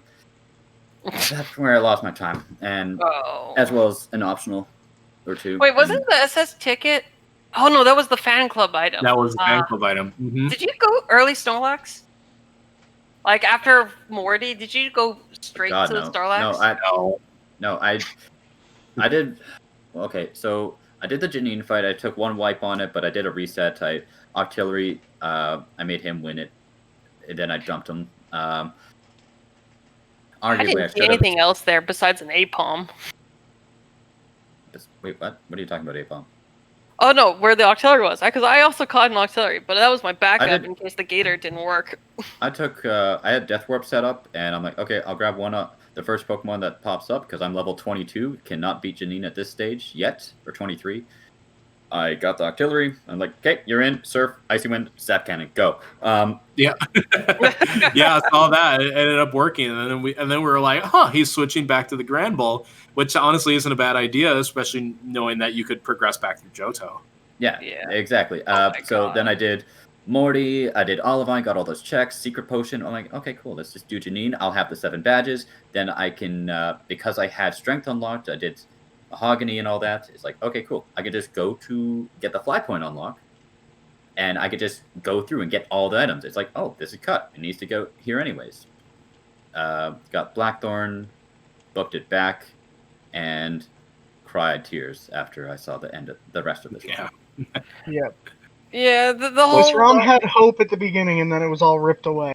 Yeah, I mean, I'll be honest, I was like, I didn't think he would go into Dark Cave. I'm like, I'll get one counter in there, and the Gator was the best thing I found. I was like, okay. I should have repelled in Dark Cave. In the walk to Rock Smash, I had like 7 or 8 encounters. And I got like 5 encounters on Route 38 when I didn't have a repel. It was like 3 of them. I was like, really? I should get 1 at most here. That was on my way back from turning in, or from the mahogany stuff, because I had no more repels after going across and doing the rockets there. Well, again, congratulations to both of you. A well thought key item randomizer, despite the logic. So, congratulations to Snowbear and a great job, and congratulations to wingidge for also being in our tournament and making it this far. We Top really 8, appreciate man. you guys. I'll take top 8. I mean, Top 8? I've only been playing this game for 3 months. I think that's an accomplishment in itself, to be honest. Very good stuff. So if you want more Pokemon Crystal action, tomorrow we have a match between Bakura and Fine. Again, 6 a.m. Eastern time. Going to be a lot more manageable if you're out living in Europe, which is noon Central European time. So that will be the Elimination Round 5 matchup that you can watch here on the Randomania channels. It's currently scheduled to be right here on the Randomania main channel. It's going to be on the main. Yep. Other matches upcoming on Snowbear. You're going to be taking on Horse 123 ABC. So that scheduling is already underway there. Yeah. Then from there, it's the winner of those 2 matches will face off, and the winner there takes on Athena, which will be a top 3 matchup. And of course, we have Snorms waiting in the finals for all of that to be completed. So we are now into the top 6 of our key item randomizer tournament. So again, congratulations and thank you to our runners. Please make sure to give them a follow on their Twitter pages at snowbear22 and wingidge. They do a lot of not just key item randomizers, but Snowbear, we know you do full item randomizers as well. I'm looking forward to this tournament being over to get back to full items. Yeah, and I do every other run. Yeah, thank you to my fellow commentator, Overlord Zeta1, also deserving of a follow on Twitter, and of course, Ben Redrock behind the scenes with our restream today. So thank you to everybody for this matchup. Enjoy the rest of your weekend, everybody. We'll see you back here tomorrow for Bakura versus Fine. Have a good one, guys. Bye. All right, I'm in.